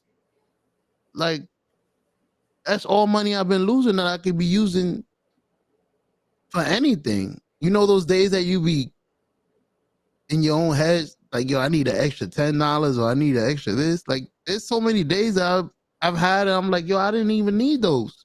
All the fucking money I'm spending everywhere for no reason. But anyways, guys, I guess my topic to you young fellas is I never was taught about this, which is why I fell into the trap. Because I guess I never was taught that money could double or triple or to invest or portfolio. I always heard about diversifying your portfolio, and I just recently found out what it meant. It's crazy. And I've always heard it. I always heard people joking with it. Oh, you got to diversify your portfolio. I was like, oh, shit. No, it helps. To me, I feel like if I were to listen, because I was always like my godfather always tries to get me into stocks. He tried to get me into looking into it more, and I was always like, why am I going to waste my money on that? But as you get older, you start to realize, wait, but I'm throwing my money on this. I'm throwing my money on this. It's like I started looking like that at a lot of things. I'm like, because I feel like we do the same with like food. That we're like, yo, why am I going to buy this healthy shit if it's just so expensive? It's like, yeah, but if you buy this X amount of times a week, equals about the same shit. So it's like we don't look at it at face value. We just like, oh, it's worth it to just do this because why am I going to waste my money? It's like if we treat, say again, the bigger goal of it all, it works out. Like with investing, there's a lot of benefits from it because now you're looking into, again, you're spreading your money out more than just let's put all this into that and just that's it. Yeah. Like you said with the cable, it's just like, all right, there you go. And that's it. It's not growing. It's not doing anything. Word, faithfully. Well, back in the day, and I'm talking way back in the day, like the dinosaurs just died. Like the first color TV came out. Your bank account had an interest rate on it. So if you put money in your bank, you would get 3% back 1% back. Some, you especially your savings, you could get anywhere from 5 to 7% back on your savings, because what they did was they took your money, they threw it in the stock market, and you got a piece of that money that they did. Because like we told you, they don't have all that currency in the bank, so they have to borrow from you. Got to throw your money in the physical money. Nowadays, your bank account doesn't do shit. Yep. You're lucky if the bank you choose. Here you go. Here's like 1%. Because when I was in high school, my best friend, his big brother was teaching me this shit. And what he was saying was, what you want to do is when you get your job, you want to take your money, save about $10,000. If you save about $10,000, you put yourself in a Roth IRA. A Roth IRA or a CD lasts about 10 years, and you get maybe 10% interest on that. You got yourself a good amount of money after 10 years. Then you take that money out and you take whatever, put it in another CD or in 2 CDs. You let that shit grow in the bank, and you get your interest rate on that, and you can make money that way. Now, a CD, maybe 1 to 3% interest. You ain't making shit. You got to throw hundreds of thousands of dollars to get $10,000 back. You ain't making shit off of these retirement fucking plans or these saving plans that they used to have. Yeah. It's funny you say that, because you do know the banks are still making the money off of your money that they used to give you. They just not giving you no money no more. Yeah. They taking your money and they invest in it for you. And then from the money they make, they keep whatever they made. And they give you your shit back. Your money good looking. But Halal Akbar, my fault, bro. I had to take the illest shit. Sorry. My bad, son. You missed a part of the conversation you didn't want to be a part of anyway. No, I wanted to, about the weights and all that. I'm like, damn, I'm taking a dump though, bro. Go ahead. I'm losing weight. Say what you want to say. I ate a chopped cheese and that shit went down the wrong I told you, Ray. I told you, show. He was gonna come in with a chopped cheese, be like, "Where's these fat bitches at?" Word. We can only get fat bitches. All right. I brought sandwiches. Yeah, but say what you wanted to say then, Grills. Hold up. I'm trying to figure this out. Hold up. Bring it together. I'm having some difficulties over here. Hold up now. Why you do that? What was I gonna tell you? We was just talking about it was. I forgot too, bro. It was something on the lines of you're not changing who you are when you get the body you want. It was something like that. Yeah. And it's tricky because when you get the body you want, it comes with it. Like, I don't think you're gonna be demanding the same that you used to when you was like overweight. To supposed to you getting in shape. Now you got the 8-pack, you're looking good. Because that shit comes with confidence. Confidence comes with it. Now you're feeling good about yourself. I think your standards changed by default. See? Y'all making me feel like Shallow How and shit. Just because it's not only because of the hard work, but the discipline you have, and you taking health serious, you would want that in another person. Yeah, your values, not what you believe, like that. You can still stand on it, but your little values change here and there. Like if I was say I weigh 600 pounds and now I'm back to like 170, rock, looking great. I'm not chasing no more 600 pounders. I'm sorry, because I think I deserve better. No, there you go. Because I earned better. Where the fuck you been, because I could be a dickhead. I could be a dickhead, but at least I earned a good-looking girl. He sound like me. No, he does not. No, he does not sound like you at all. He does not sound like you at all. Once you lose weight, don't you feel like you're gonna want better? No. This nigga said, when you guys lose weight, find a fat bitch that got skinny. So that way she has your same mentality, and then y'all good. Yeah, I misunderstood what the you did not the context was wrong. You misspoke. I misspoke. You got to turn your camera a little bit, I think, to your right. There you go. There you go. And you crop it in a little bit. Then you could do the green screen. But yeah, but no. You gotta hit the button again so we can. Here's the thing, though. I think that standard's already in you. It's just as a man. Perfect. As a man, when you can't get what you want, you have that jail mentality. The bitches you ain't want, you ain't getting, and the bitches you want, bitches you getting, you ain't want.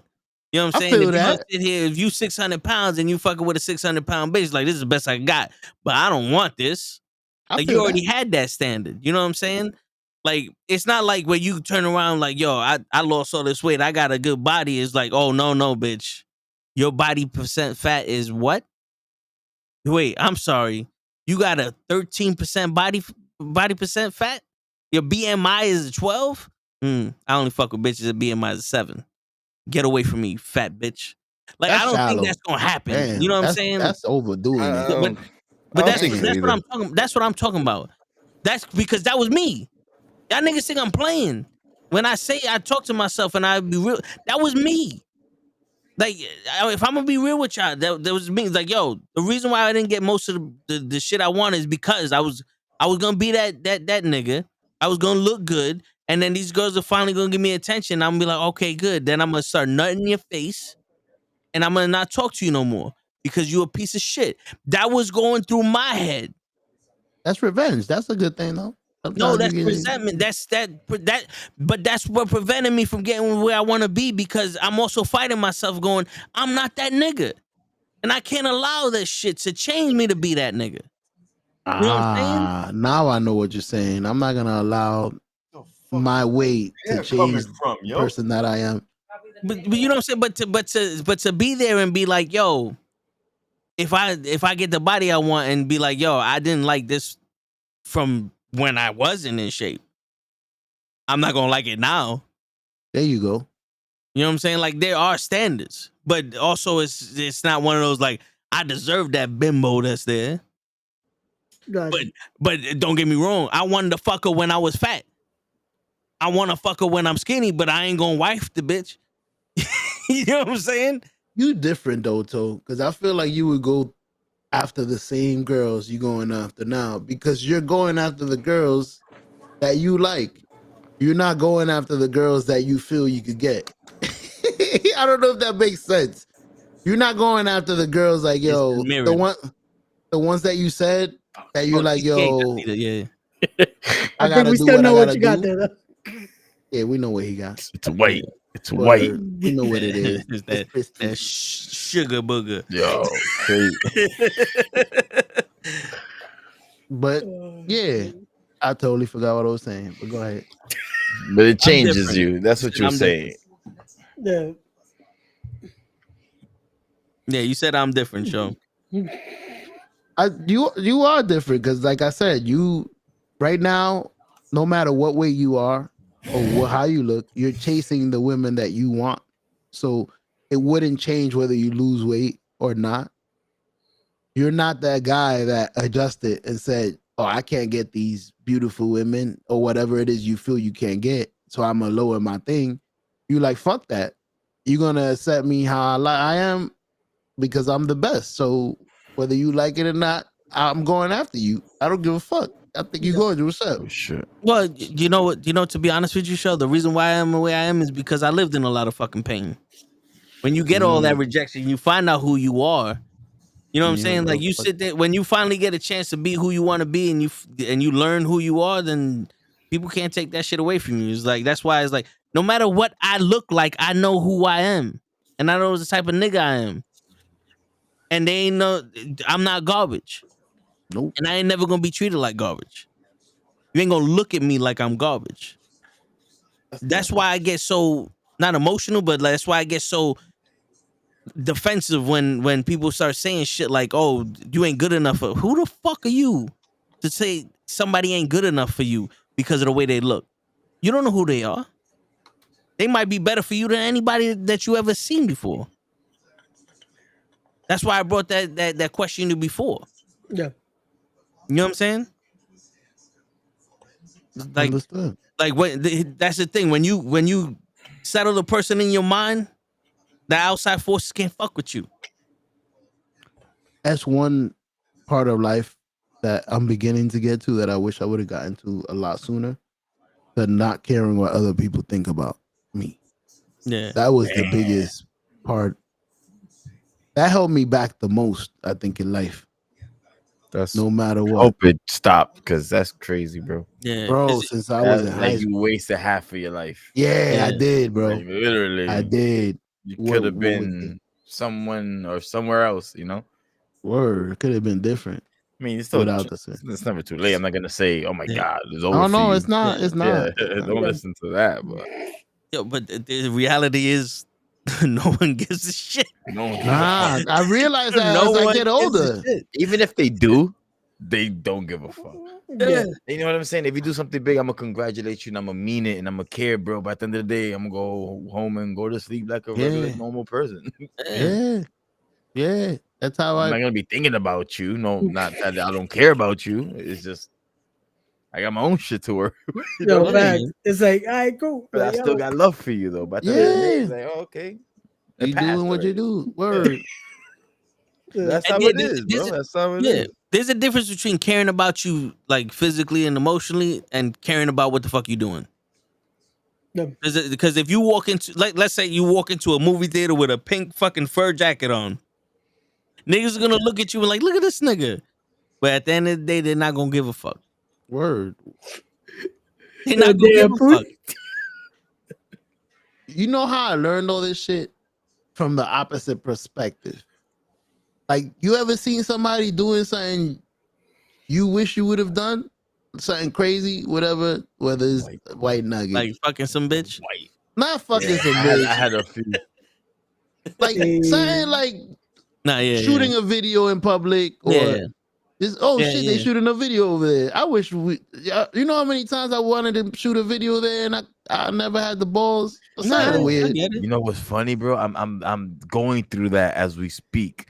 Like, as much shit as I talk about, you shouldn't care what people think, but I'm going through that now with my photography, with my street photography. When I want a certain shot, like I know it's gonna be dope, and I want to do it. I got the gut, the instinct to just go do it. And like I'm like, no, they're gonna. But I gotta lay in the middle of 42nd They're Street. gonna look at me. They're gonna say something. Your wife taking a picture of Uncomfortable. me. Yeah, I'm like, fuck. How can I avoid this instead of just doing it? Yeah. And I watch There's all these people other that would. professionals do it on YouTube with ease. Oh, that's Like, years. nothing. That's But years of they doing all it. say it. You get over that. Like, Yeah. you don't care anymore. It's public. You're not doing anything wrong. Yeah. Funny I thing just is, feel weird. if you see somebody, this is how I got over it. If you see somebody doing that shot, you wouldn't look at him weird. You would, oh shit, what the fuck is he doing? And then after 5 seconds, you wouldn't give a fuck. You keep walking. That's not, it goes to everybody. You know what I mean? Because if I see someone doing that, I know what he's doing, so I'll appreciate the work instead of just being an asshole. Some people don't care about your job or your picture taking skills. I mean, why you taking a picture of me, jerk? Like, and they'll start a fight. It's New York City, bro. Yeah, it is. It's New York, bro. Yeah. You trying it? What are you selling? Yeah, you can't They'll do be that. saying Yes, weird. I can. You can't do that. Yes, I can. You're in public. Yeah, I could do this. I understand what you're saying. But it's not like that. I don't care what they think. It's just out of more of a respect thing. Like, you know what I mean? What if they're in a bad mood and I just go up to them and I just and they're like, what the fuck was that all about? And then now they take it out on me. Like, their bad day. Yeah. And New Yorkers are always in a bad mood, ladies and gentlemen. New York is just a bad day city. Like, that's where there's always too much traffic or too many people walking around. So something is gonna work. You go to Manhattan, you'll find somebody that wants to take that picture. That is true. Oh yes, honey, take that picture of me. I look good today. There's people that will pose for you. Mhm. This motherfucker. Yo, the last time I went to Times Square, there was literally a dude singing Frank Sinatra in the middle of the street with his phone out. Okay, and I'm just looking at him like, man, the TikTok life really done got you, my nigga. Yeah, but at the same time, I wish I could have the balls to do liberating. that. At the same time, it's liberating because he's out in the middle of Times Square singing his ass off. Yeah, you know what I'm saying? That's what I'm saying. People like that. It's like I wish I could have had the balls to do I'm saying anything you in the wish middle you of could. Times You Square. could still have can. the ball. Yeah, don't say Yeah. I wish I could have. It all comes down to what you really want. Because if you really want something, eventually you're not gonna let shit stop you. Even if it's too late. Like if it's the last day of your life, you be like, yo, fuck that. I'm gonna go out and I'm gonna go on the fucking cyclone. You know what I'm saying? The cyclone. Yeah, you know what I'm saying? Like this at one point you just turn around and yo, fuck this. That's what I was saying earlier. Like I'm too fucking old to be doing that shit. You know what I'm saying? But I get it though, because there's still shit that I'm like, man, I wish I could have done that. when we went to the Battle Club X show and Krillz was there just taking pictures of the ring and all. In my head, I was like, this nigga knows the picture he wants. He's walking around like I'm pretty sure he was just taking pictures of anything, but I was like, he knows what he wants and he's gonna look for it. That was He me looked getting like- over my fear on Yeah. the on something. Let me just do it until Yeah. they told me not to. That's when I'll know the boundaries. Yeah, and in my head, I was like, damn, I wish I could do that shit now, but I can't get this fucking gimbal to work. You know, you know what I'm It's like what's the worst they're gonna Yeah. do? No, Yeah. it's gonna He try to looked decisive, fight you. like he knew what he Yeah. was after. I but want this, that- I want that. But that all boils down to that statement. What's the worst they can say? Like the whole wrestling shit. You see me now more than ever screaming and making comments and telling people like, "Yo, this guy in the front's talking shit about you, big man. Come fuck him up." You know, it's like it's all one. You get used to the fact like, "Yo, this is the type of shit that I could do here." No one's saying nothing. You know, and then it's Everything is confident. content nowadays. and we're in a comfortability. content era. Like, Yeah. everything goes kind of nowadays. Everything is a go. Everything could be used for clicks and views. Anything. So there's no limit yet, unless you pass it, and we won't know until you pass it. Like these comedians, they don't know they go too far until they say the joke, and then they get the backlash and the headlines and the media. Like that's when they know. Oh, I went overboard, but it was funny at the time. The dude from Seinfeld's yelling out, "Nigga, nigga, nigga, nigga." Yeah, my man Kramer. too much. That's a nigga. That's a nigga. It's like, all That's too much. right, you said one too many niggas. Yeah, but he was getting heckled. I think he was a heckler. He was on some Yeah. figures. It's a him. It's a nigger. Get out of here. Yeah, He got But- fed up. yeah, that's what it Damn. boils down to. Could have handled that. shit. Infamy though. That shit was 20 years ago. We still talking about it. Mm-hmm. That's infamy. We talk about him more than Seinfeld. Yeah, but Seinfeld got more money. True. Yo, yeah, that was a big show, bro. And then True. Yeah. Kramer doing that, the favorite. I love Kramer. I watch Seinfeld now. I love Kramer. I still never love got Kramer. that show. Never got that show. There's nothing to get. Yeah, Okay, That's the I never problem. understood. that show is like this show. It's just whatever It was a happens, regular- happens. Yeah, that show was so funny, bro. And it wasn't even like cracking jokes. It was a normal, everyday friends having Friends conversations. with each other. Yeah. Yeah. Some shit we would do, and it was dope. That was what made it dope. See, I didn't know if it had a premise to it. Is it people at work, people It's a talking in the show. coffee shop. It's a show about nothing. Dope. Legit. If you ask them, they'll tell you. This show is about nothing. It's about everyday New York City, everyday situations. Dope. Yo, girls, that thing I sent you is one of the it's one of the old ones I found in my old backups. The stash. Yeah, My Pono stash. Text. I didn't find what I was looking for, but I found one of those. So who's in the? You know her. Bad. You sent it to me? I hope so. You sent it to no one else.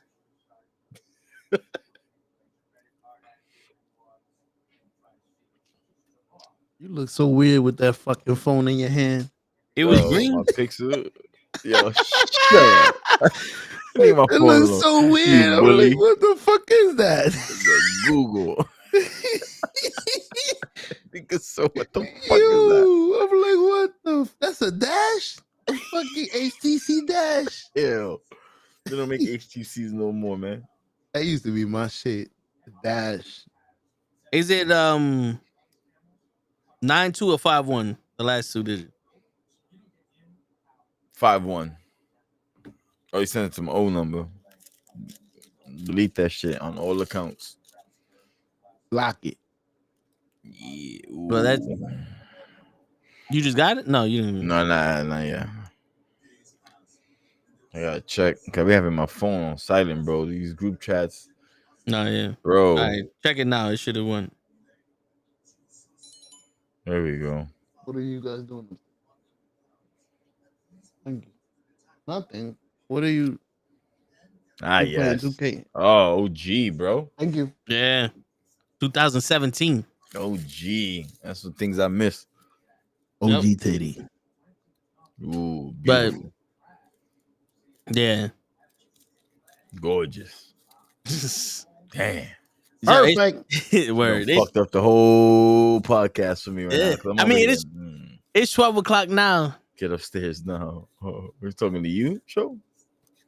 Nah, that's Kenny right there. Get upstairs now. Kenny calling his kids. Kenny, where the fuck you been? Word. It's Kenny, 12 o'clock now. You be rigging those picks, Kenny. Word. You be changing that shit. Cruz, did you want to talk about something? Nah, before I came in here, what the hell y'all was talking about? I was literally fucked up in the bathroom. Switching the bodies, getting skinny, and keeping your same standards, I guess. Liking the same girl you used to like when you was big, that you gonna keep liking the same girl. If she was good looking, if that's what you always wanted, not the only girl you could get.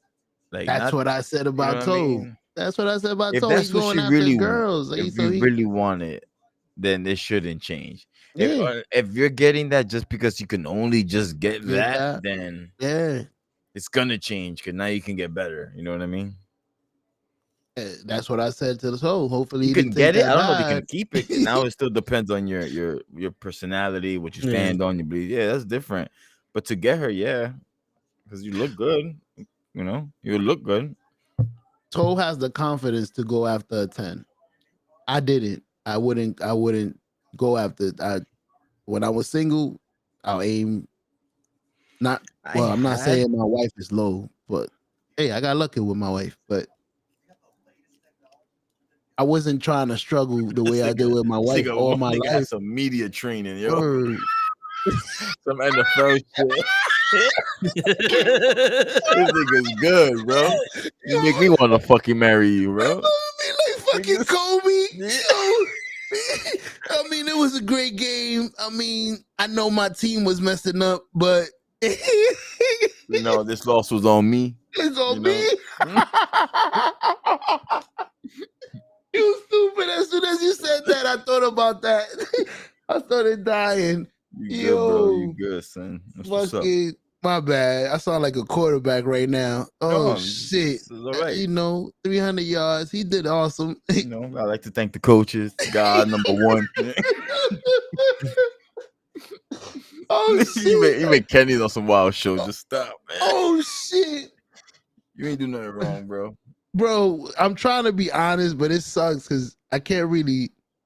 I don't want to sound a certain way, but when I was younger, I didn't have the confidence that Toe had. So to make up for that, I'm like a lion that used to chase gazelles, and the gazelles was too fast for me. Right. But there was like one or two that were slower, so I would just aim for those. Yeah. Why the fuck keep chasing those fast ass fucking gazelles that I ain't catching? I had the confidence. I just didn't want to deal with them. Exactly. I didn't want to deal with them. It's easy. Take me here, take me there. Bro, I ain't running faster for you. You know why? Because when you get fucking punched in the face by someone you didn't want, it makes you go, fuck that. If I'm gonna get hurt by you, I might as well get hurt by that one. You know what I'm saying? It's just gonna hurt more because this is the one I really want. Yeah, and fuck know, that. like, fuck that. But fuck it. Shit, the fucking the fear of regret comes in. That's the biggest fear to have. Yeah. Because you wouldn't know. Because what if that picture frames was humble as fuck? Yeah, and the thing is, it's like, yo, I had people tell me they love me and still don't want no part of me. Mm-hmm. And it's in my head, it's like, yo, listen, hey, it's all right. I know why you love me, and I have no idea why you don't want no part of me, but that's your problem. That's where most of the confidence come from. Letting people have their problems. Don't take on other people. Like Cruz knows, I used to take on other people's problems. I used to sit there, why don't you like me? And then now it's my problem why you don't like me. I told years ago, I was like, yo, dude, you the most confident dude I ever seen in my life. Me too. I told him the same shit. Tyson, Bite the it's weed. mirrored, so we don't we see it backwards. But Tyson's face backwards and full. That shit will have you seeing backwards too. He said, "I see this straight." Yeah. Nah, but I get it though, bro. It's I guess it depends who you are deep down. You know what I mean?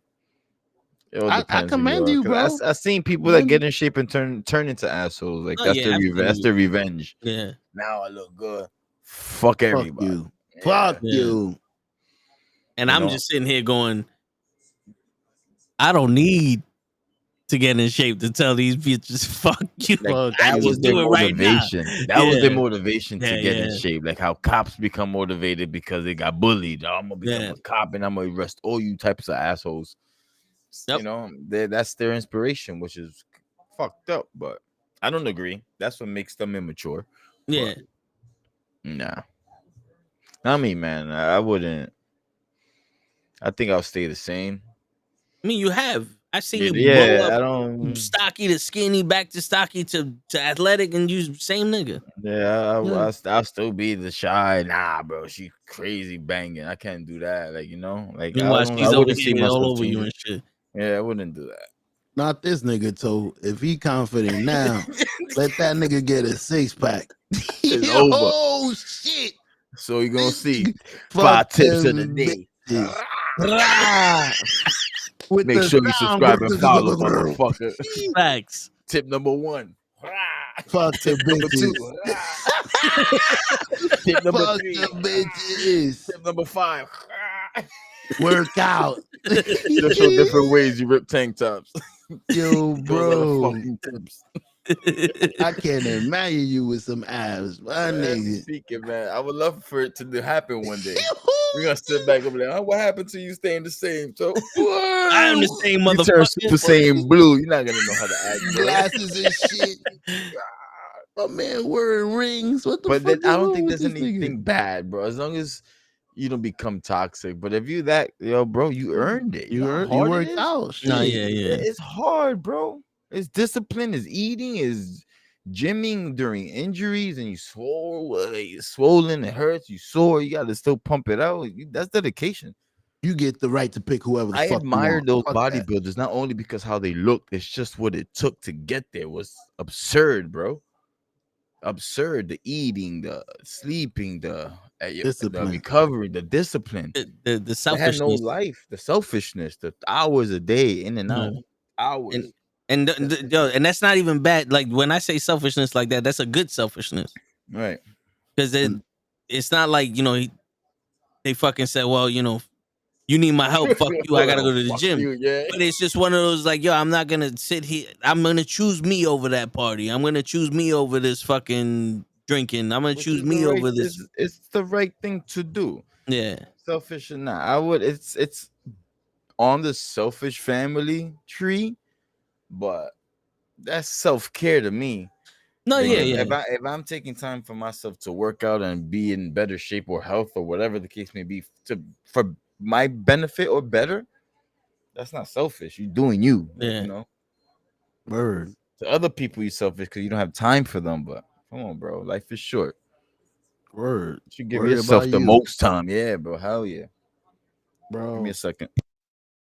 Shit, that's I got my halal, my yeah, I was gonna say I see you with the Habibi. He was here. Buy this shit, bro. I got one in white and in red. That shit look dope. That shit the do-rag, son. That shit look like the fucking what's his name? From Wildin' Out. Oh, the Nick Cannon? The Nick Cannon, yeah, that shit look like the Nick Cannons. Got the doobie and shit. I forget. I was gonna say, you think after working out, now that you said all that, you could understand my question, my real question. You think after working out like that, actually getting your shit together for all those, it's gonna take about a couple of years. I'm gonna say it's not gonna be an overnight thing. But once you get your mindset and you start doing that for 2 years and blah, and you got you determined, you telling me you're gonna accept this fat girl that only like sitting on the sofa and eating donuts because she's good-hearted? You good-hearted. I mean, I don't mean to sound shallow. There's more than that. You know what I'm saying? Like there's gotta be more to that than that. I agree. It's a talk show. That's why I want to bring it up. Because to just single out a girl that sits on the couch and only eats donuts and all that other shit, that signifies laziness, that signifies all that other shit. And it's like, nah, because you made her so unappealing right now.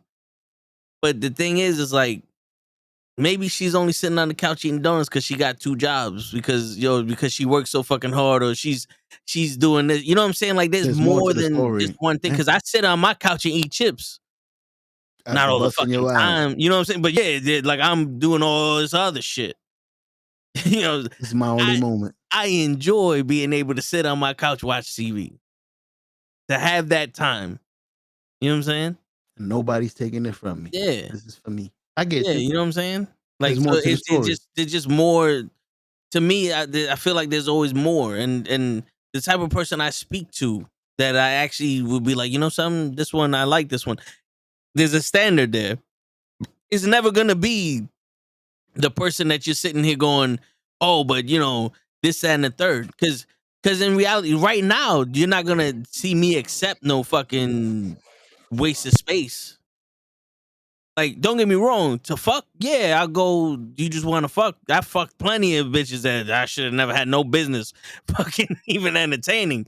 But that's a different story. Is that gonna be the same once you lose the weight?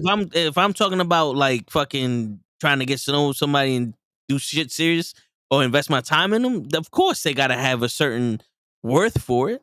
There's fucking people I'm talking to now that's like.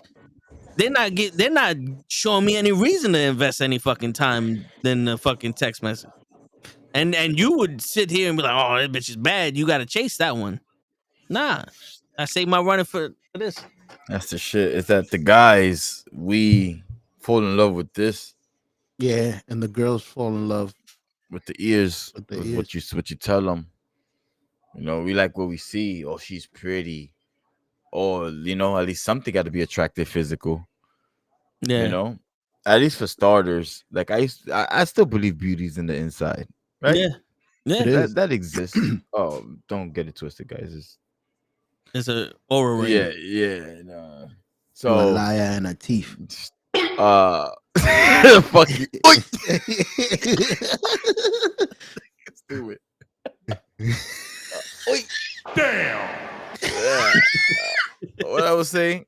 You already know, man. Lost drunk and tired. Oh shit! Fall in love with the we fall in love with eyes. Women fall in love with ears because you know they like what you hear, whatever. So so beauty, right, is in the inside.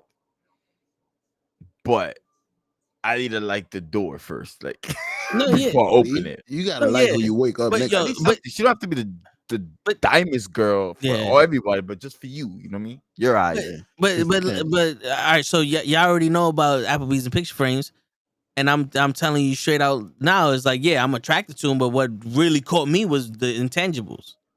Yeah. What comes with the beauty? Yeah. No, not even what comes with the beauty. What comes with them? Mm-hmm. Because I'm at the point now. It doesn't matter how they look. I'm still gonna care about them the way I care about them. You're a different nigga. So men usually don't care about. They care about beauty. You fine as fuck. I'll fuck you. You be my wife. No, I don't even know this bitch. I never liked those over the top beautiful girls. Like that shit was unattractive to me. Yeah. Just the attention that would. You gotta. Yeah, I was gonna say you got a thing. Yeah, I just saw it off the camera, but just the attention they get. I don't want that. I hate that shit. You imagine that? Every so girl, annoying. every guy wants your girl. I mean, every guy wants your girl to begin with, but like those billboards that are fucking flashing the lights. I'm here everywhere you go. And especially if she dresses inappropriate. You know what I mean? With the tight dresses, showing figure, sundresses all the time. You see her panties through her shit all the time. I wouldn't want that. And you want that for yourself, though. If I was single, oh wow, that's amazing. But nah, bro, the fuck out. I wouldn't want to walk with some shit like that. We want to fuck that. See, that's the difference. We want to fuck that. We don't want to. That's not something that you should be. That's not something I hold hands with in the streets. We were watching Friday the other day, and the most provocative shit that they had where the slut was wearing jean shorts and a fucking button-down shirt with 2 button downs that you see the little bit top of the cleavage. That was provocative back in the day when they made Friday. Yeah, girls don't even wear bras anymore, bro. Nope. That's just Nipples crazy. everywhere. I remember that used to be embarrassing. Your nipples is hard. I mean, now yo, it's like part of the outfit. that's so fun. Yo, old. that's beautiful for us to jerk off to. Right. But then you That's sit also there and nice be to like, look at, but I'm yeah, not gonna keep anything like that. yeah. Like, bitch, you better put on some bras. See, people see that's what they don't understand. They think we're trying to control them. But the fact of the matter is, honey, you are their porn star right now. You have no idea what niggas is thinking. We do. It's just the fact. That's one. That's the crucial one. But that's an invitation. You know what I mean? That's how I view it as. You're inviting people. You know, you're showing your cards. So, You're attracting that unwanted attention. You putting out that energy. That's what you're gonna get. Yeah, because you don't want that attention, and we don't want that attention either. I've seen guys walking with their girls, and I seen it not too long ago in Dykeman. I was riding bike. I was on my way home, and I saw this guy with his girl with a fake butt, of course, like huge poom shorts, like Under Armour shorts, bro. They were going to like a little lounge. Like, there was no space, there was no room. Like, you see when the girls with the short shorts and they walk, you see like the bottom of their butt cheek. It was like that, and she had like showing her stomach. Yo, showstopper. Cars honking, people stopping, looking back, guys recording, and this dude is right next to her. I don't know if that was her man, side piece. Who knows? Guys getting to know each other. The wallet. But in my head, it's like, yo, dude, you got to go through that. That shit must suck every day. At least for that night, the whole night, because there was guys actually recording and taking pictures, and they're no, we go. I'm not recording her playing stupid. I'm now mocking shit. Like, I was like, who the fuck you recording, my nigga? That's crazy. Like, nigga, that's to everybody. You gonna have to do that everywhere you go. Now what? Who the fuck you recording? What is he supposed to do at that point? Fight everybody in the world. Everywhere he goes is gonna be like that. He goes to the bathroom, dudes. Yo, that's like, yo, you go out with that square. He was an average Joe, to be honest. It wasn't like a tall 6'5" with jewelry, tattoos. No, he was an average Joe, average dude. Like, he probably paid for this date. Like, that's what it looked like. Yeah. He paid for it. He had the fucking. He had the cock for it. Oh, he played his cards right. He probably got money. Who knows? I got it. The stress that boy went through that night, boy, I wouldn't want to go through that. It's not that important to me. I think we looking at it wrong though, because what if that nigga's like Toe, and the world don't bother him? Show your ass. I'm good. I'm chilling. Take all the pictures you want. Touche. Could be. You're right. Some people might. That might make them feel good. Like, that's a compliment. You trying to take my girl? You looking like shit. Fuck. You coming home with me? Right. But I don't know, bro. Like, I wouldn't be able to enjoy my night like that, bro. Like, it's not the point. Like, I always said this to Toe. It's not the point of you doing that to my girls. Like, now you're kind of disrespecting me, bro. Yeah, but it's also this is what I learned from my mother. She's also disrespecting you because she knows what she's doing. That's what I'm saying. She knows what she's doing. Yeah, why would you wear that? She knows that what she's doing is going to facilitate those reactions. And why the fuck you want that reaction from these niggas if you with me? But that's how you got her. You got her wearing that dress. So yeah, but you now like shit that. Changes. If we're exclusive, if this is the plan to be together, and we're gonna take each other serious, then you have to start dressing serious. See, but here's the thing though, Show. And we know this from women. When they're single, that's when they try to make themselves look the most available. You ain't single no more. You taking. Why you acting like you available? Why are you putting these pictures out on social media like you the slut? You want all that attention. Why are you walking around like you so you want all that attention? You got that shit from me. You don't have to be a nun, but the thing is like that type of woman that you just described. Because why are you doing that? You with me? You want another nigga? You still out? You still available? I thought I bought this car. Why is this shit still on the website? I think it's a double-edged sword though, because if you buy a Ferrari and after a month it starts driving like a Honda, then you're not gonna want that Ferrari. What I'm trying to say is, if you do get this girl because you found her with this dress looking good one day in the club, and after y'all start going together, she starts wearing fucking turtlenecks and long ass skirts, fucking religious skirts, you're not gonna like that girl no more. The reason I like you is because your ass is out. So it's a double edged sword as well. Yeah, but you also but you forgetting that if you with her, that ass is yours. Yeah. You know what I'm saying? So if she's out in public wearing a turtleneck and jeans and all this other shit, not showing nothing, she better be showing you that shit in the house. Because So what your analogy is this. Your analogy is this. You was butt naked when I found you, and now you a nun and I can't even see nothing when I'm with you. That's somewhere I go, nah, I don't want that. Because you a fucking tease. But you taking it to the extreme though. You know what I'm saying? Like, that's like, let's say Krills walks around with a wife beater all day, right? And then he finds somebody and his girl's like, yo, I don't really like the fact that you got all these women pandering to you. A part of him is gonna be like, you know what? Let me put on a t-shirt just so that way I don't have to deal with her fucking being jealous or anything like that. Even though I'm not hollering at these girls. I've done that. I've done shit like that. But now imagine Krills turning like, yeah, fuck you. I like this attention from all these girls. The girl's gonna be like, then why the fuck you with me? Mm-hmm. But what if he says, fuck you, you met me in the tank top. I always been in the tank top. You like me because I'm in the tank top. Why and then are the you girl trying to change and the girl goes, well, you know what? I don't like you no more. It's not gonna work. Yeah. It's not gonna work. Because one, he can't be himself. Right? That's what I'm saying about girls. Girls looking sexy. Some girls, that's them. They like looking like that. And no, you got them like that. Right. And try to change them. They need a guy that can that's okay with that. Then, nah, they don't need a guy. He said, nah, they don't need a guy. I'm telling you right now, show, listen, as much as you want to save a hoe, she's a hoe. True. I'm sorry. Yeah. A woman like that, but that's a what woman you're like that is a you can't wear the whore. You can't wear the costume, man. And I'm telling you right now, that nigga paid for that for her, whether he knows it or not. So he better act like he paid for her.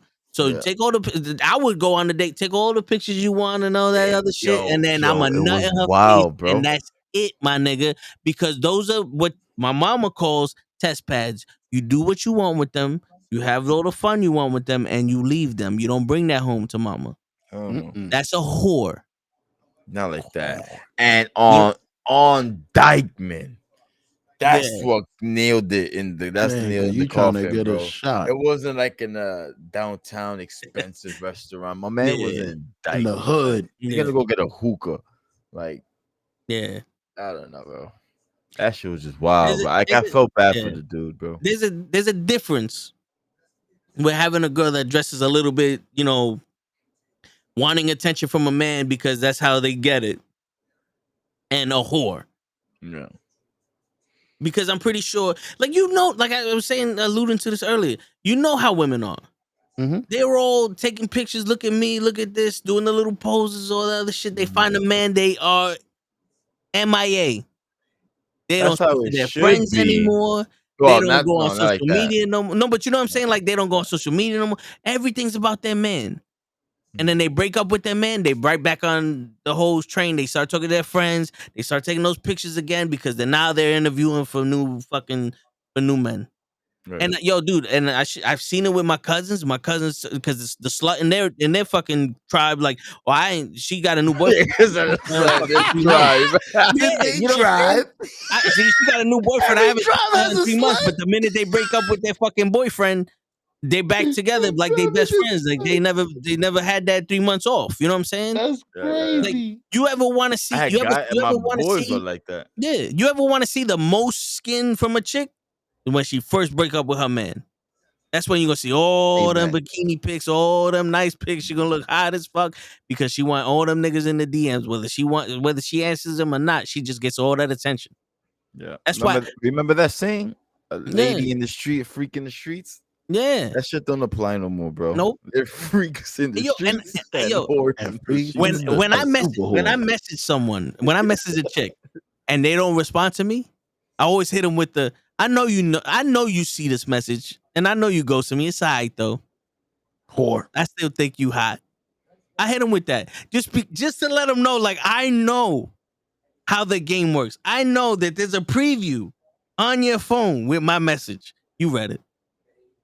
Just because you didn't open up the box and it says seen doesn't mean you ain't read my shit. You read it. And I know you ghosted me. Besides, though, I'm not going to stop hitting you up. Whether it be friendly or whatever. Good try. Try harder. Yeah. I'm not stupid. I may be dumb, but I'm not stupid. Word. Don't ever confuse me for stupid. Yeah, don't, because I'm dumb. That's my way of saying. That's my way of saying. Don't treat me like them other niggas. Stupid. You know what I'm saying? I got gold in this message box here. Read that shit. Appreciate what the fuck I'm telling you. You know what I'm saying?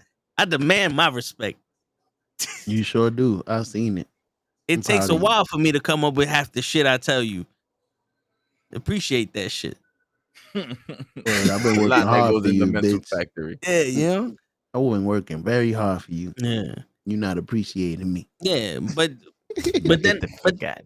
then again, it all goes through a screening process. Because men, we know the cost of the bill. Some people are willing to pay that bill more than others. Word. That's what it boils down to. You could sit there and you could pay. You could be like, "Yo, I know what this is." This is what happens when people like get married too soon or to the wrong person. It's like, I know how much it costs, right? And I'm not talking about money. I'm talking about whatever. I know how much it costs to get married to this chick, and they spend all their money or their currency on getting them to marry them, forgetting the fact that you got to live the rest of your life. You ain't got the money for the rest of your life, because that's when the problems come in. You know what I'm saying? And I'm not talking about money. I'm talking about just like straight up, like life. You know what I'm saying? Like, you don't have anything else after that to put up. You know, you living paycheck to paycheck now with this person, and that's the issue. You have to. That's why when you get married to somebody, you have to know exactly each plan, each cost, what it is. You have to be willing to sit there and go, you know what? It costs this much maturity or this much of my life to get here. Now to get past that, you have to give up a lot more, or you have the plan, like you have the bank a lot more to get that whole rest of your life with this person. You know what I'm saying? Because like I can tell you right now, I'm willing to. Oh, I can marry this bitch. I can have a kid with this bitch. She's a good mom. Not knowing the bill it would cost to live with her, because I don't know what it's like to live with her. Not knowing the bill it would cost to see her, to be like, oh, the new standards all of a sudden now because I'm a husband. You know what I'm saying? Like, it's one of those things. You don't know what it's like after these stages. But people rush to that stage because the first stage is so fucking good. Oh, this is cheap. But you didn't know the taxes that came on that motherfucker. Word. You know what I'm saying? Oh, if I put down $100 now and it's $20 a month, I could buy this phone. All right. But then after the 2 years, you still leasing it. That's not your phone no more. Fuck, I thought it was only 2 years. Nope. This is for the rest of your life. You're going to have to make a choice. Stay with this phone and pay $35 a month for the rest of your life, or trade it in and get a new one. Or die. You know what I'm saying? Yo, Toe, as you say this story, I still can't believe Sprint did that to you. Yeah, you finished paying for it, but now you paying for the rental. What? That's like finishing paying for a fucking car. Yeah, you finished paying for it, but we're gonna keep taking the $500, and now you paying the lease fee. Like what? Like it's my car now. Like I'm done paying for it. What you mean I gotta keep paying? Like I'm paying you to give me my phone? What? Yeah, I can't. It still doesn't make sense. Like, I can't believe you ain't flip on this bitch. Yo, put your manager on the phone, because I need her to explain this to me. And nigga, it didn't matter who said it. All of them niggas was telling me that shit. Does this make sense to you? I finished paying for this phone that costs $200 at $20 a month for 10 months, right? Correct. But if you continue to pay into the 11th month, then it's now a lease? No, it was always a lease. Every plan you go into is a lease. They it don't was a do that. never-ending lease. Yeah. Even after the phone was paid off, you were still paying. My shit is paid off. It came off my bill. I was paying an extra $20. I checked. Now I'm paying $20 less. He said you done paying for it. I don't know who has pre-played you. They even told me we could take this one and flip it for you for free. We'll give you a new one, the 14 or the 15, whichever you want. I was like, okay. Toe got the worst luck. Yo, yo, they really wanted to charge you for 4 you paid for already. Look, Toto even got, I got no words. Yeah, he was just shaking his head. I got no words. I don't have words, but the way that the shit is they get you with you're leasing the phone for 2 years. But he wasn't the only one. I heard about that though. That was the scam they were doing. Yeah, you're leasing the phone for 2 years, and after 2 years, then you have to pay a renter's fee. Yo, wait, no, yo, Toe. What was it? What was it that was happening? wait. wait. Oh, wait. Let me remember. You was trying to sell your phone or trade in your phone. I was trying to buy it. And I think they wouldn't let you because of your location. Because of New York. Yeah. Because you were in New York in the state New York laws of state New York. law. Yeah, yes. Yep. I remember that video. Yep. Due to New York state law. Due to New York state law. Everybody wanted to sell it to me. I was due to New York state law. Because I live in the fucking Bronx. Man. I only owe $90. But didn't I try something else and it didn't tell me anything? Oh yeah, you can do it. Compared with it's because you were still in your contract period and I wasn't. Okay, I got you. That's why. Yeah. All right. That shit had me crying, yo. And you still with Sprint after all this drama? Well, I'm with T-Mobile now because they bought them. But no, you know what it was? You know what it was? No matter how much I shopped around, I was never getting the price I got for my bill. Nah, I felt the same way with T-Mobile. T-Mobile said the prices won't fluctuate up and down. My shit is different every bill. For real? My shit is 89. 106, 104, 103, 101. I had 86 at one point. I'm like, all right, thank you. You must have a phone on your bill. It's usually 80 plus 20. Yeah, this shit. Yeah, you put that phone, that's the $20. That'll do 107. The tax and all that bullshit. I get lower sometimes. My shit just went down to 89. My phone was paid for, she said. It's about to go down to 90. It's supposed to be 90. I got the 89. That's me. Okay. That's me. That's how I knew my shit was paid off. It used to be 107, like you said. One day the automatic say 89. 90 paying off this phone. I paid $10 extra. Mm-hmm. I'm supposed to be paying $25 extra for this phone. Mm-hmm. But something happened. So you were there, and Gigi also explained this to me, that Sprint owes me money.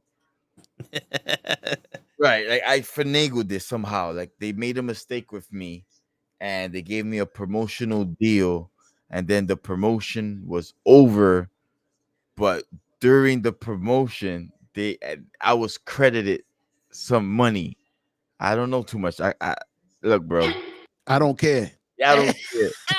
It's in my account, not out. Okay. Sprint, and they send me.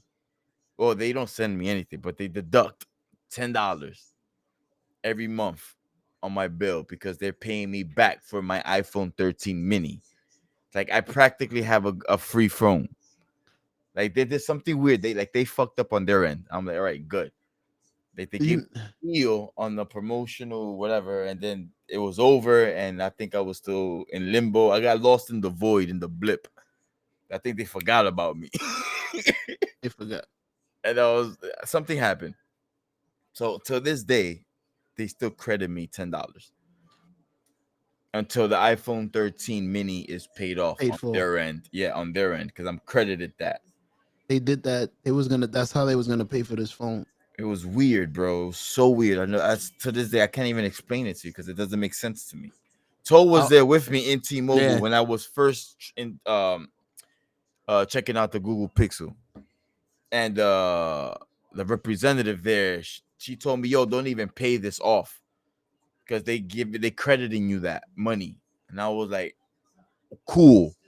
I said, And whatever you just said. even I turned around and was like, talk to Gigi. Hey, These don't sound right. We took a long walk back to work, and I was like, yo, bro, I don't get it. Am I that dumb? Like, she broke it down to me, and it doesn't compute. It still to this day don't compute. I don't know. I still don't know how that happened. Yeah. But she was just saying they fucked up because some promotional shit they gave you, and that was it. And then from there, it was what want. That's what I heard.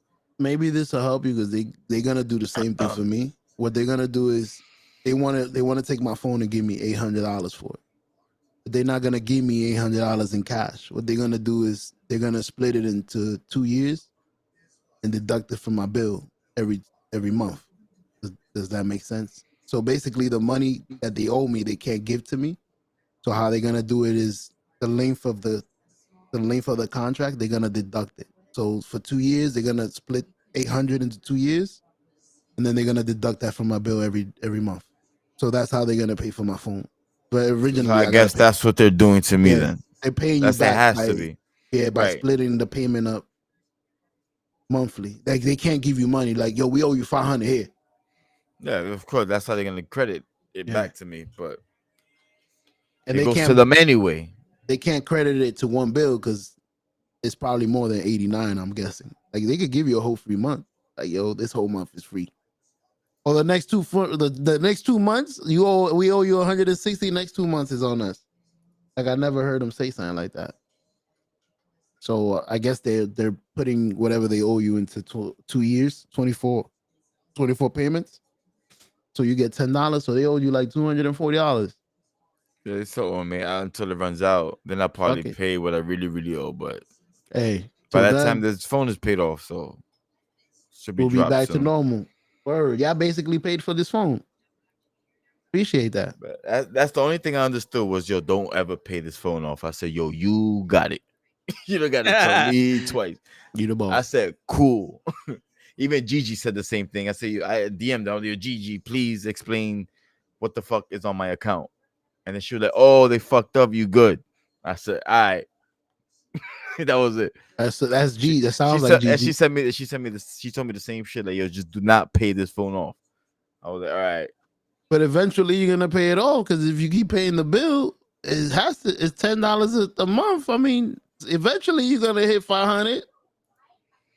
Like eventually it's gonna be paid off. Oh, you just gonna call them and say, yo, take the bill, but don't take the $10 for the phone from now on. I don't want to pay no more. Like, how are you gonna stop them from taking the money for the phone? We're gonna get to that when we cross that bridge. We cross it in 2 years. Yo, I owe y'all $10. I don't want to pay that no more. When my man turned around and said, you know what? I don't want this phone no more. What's going on? Well, you gonna have to pay $50. No, I don't like that. Let me go to AT&T. Next, you owe us $3,000. We fucked up. My man said, I disagree. So now that I'm at AT&T, yeah.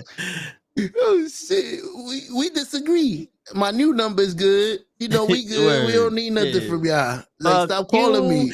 Fuck you. Fuck you. You right. Fuck you. I'm out. Stop calling me. You cool.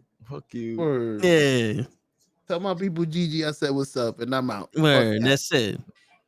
But shit, man. It's another movie I fuck with. Word. But yo. On that note, ladies and gentlemen, is your friendly neighborhood knuckleheads signing out. Peace, everybody. Peace.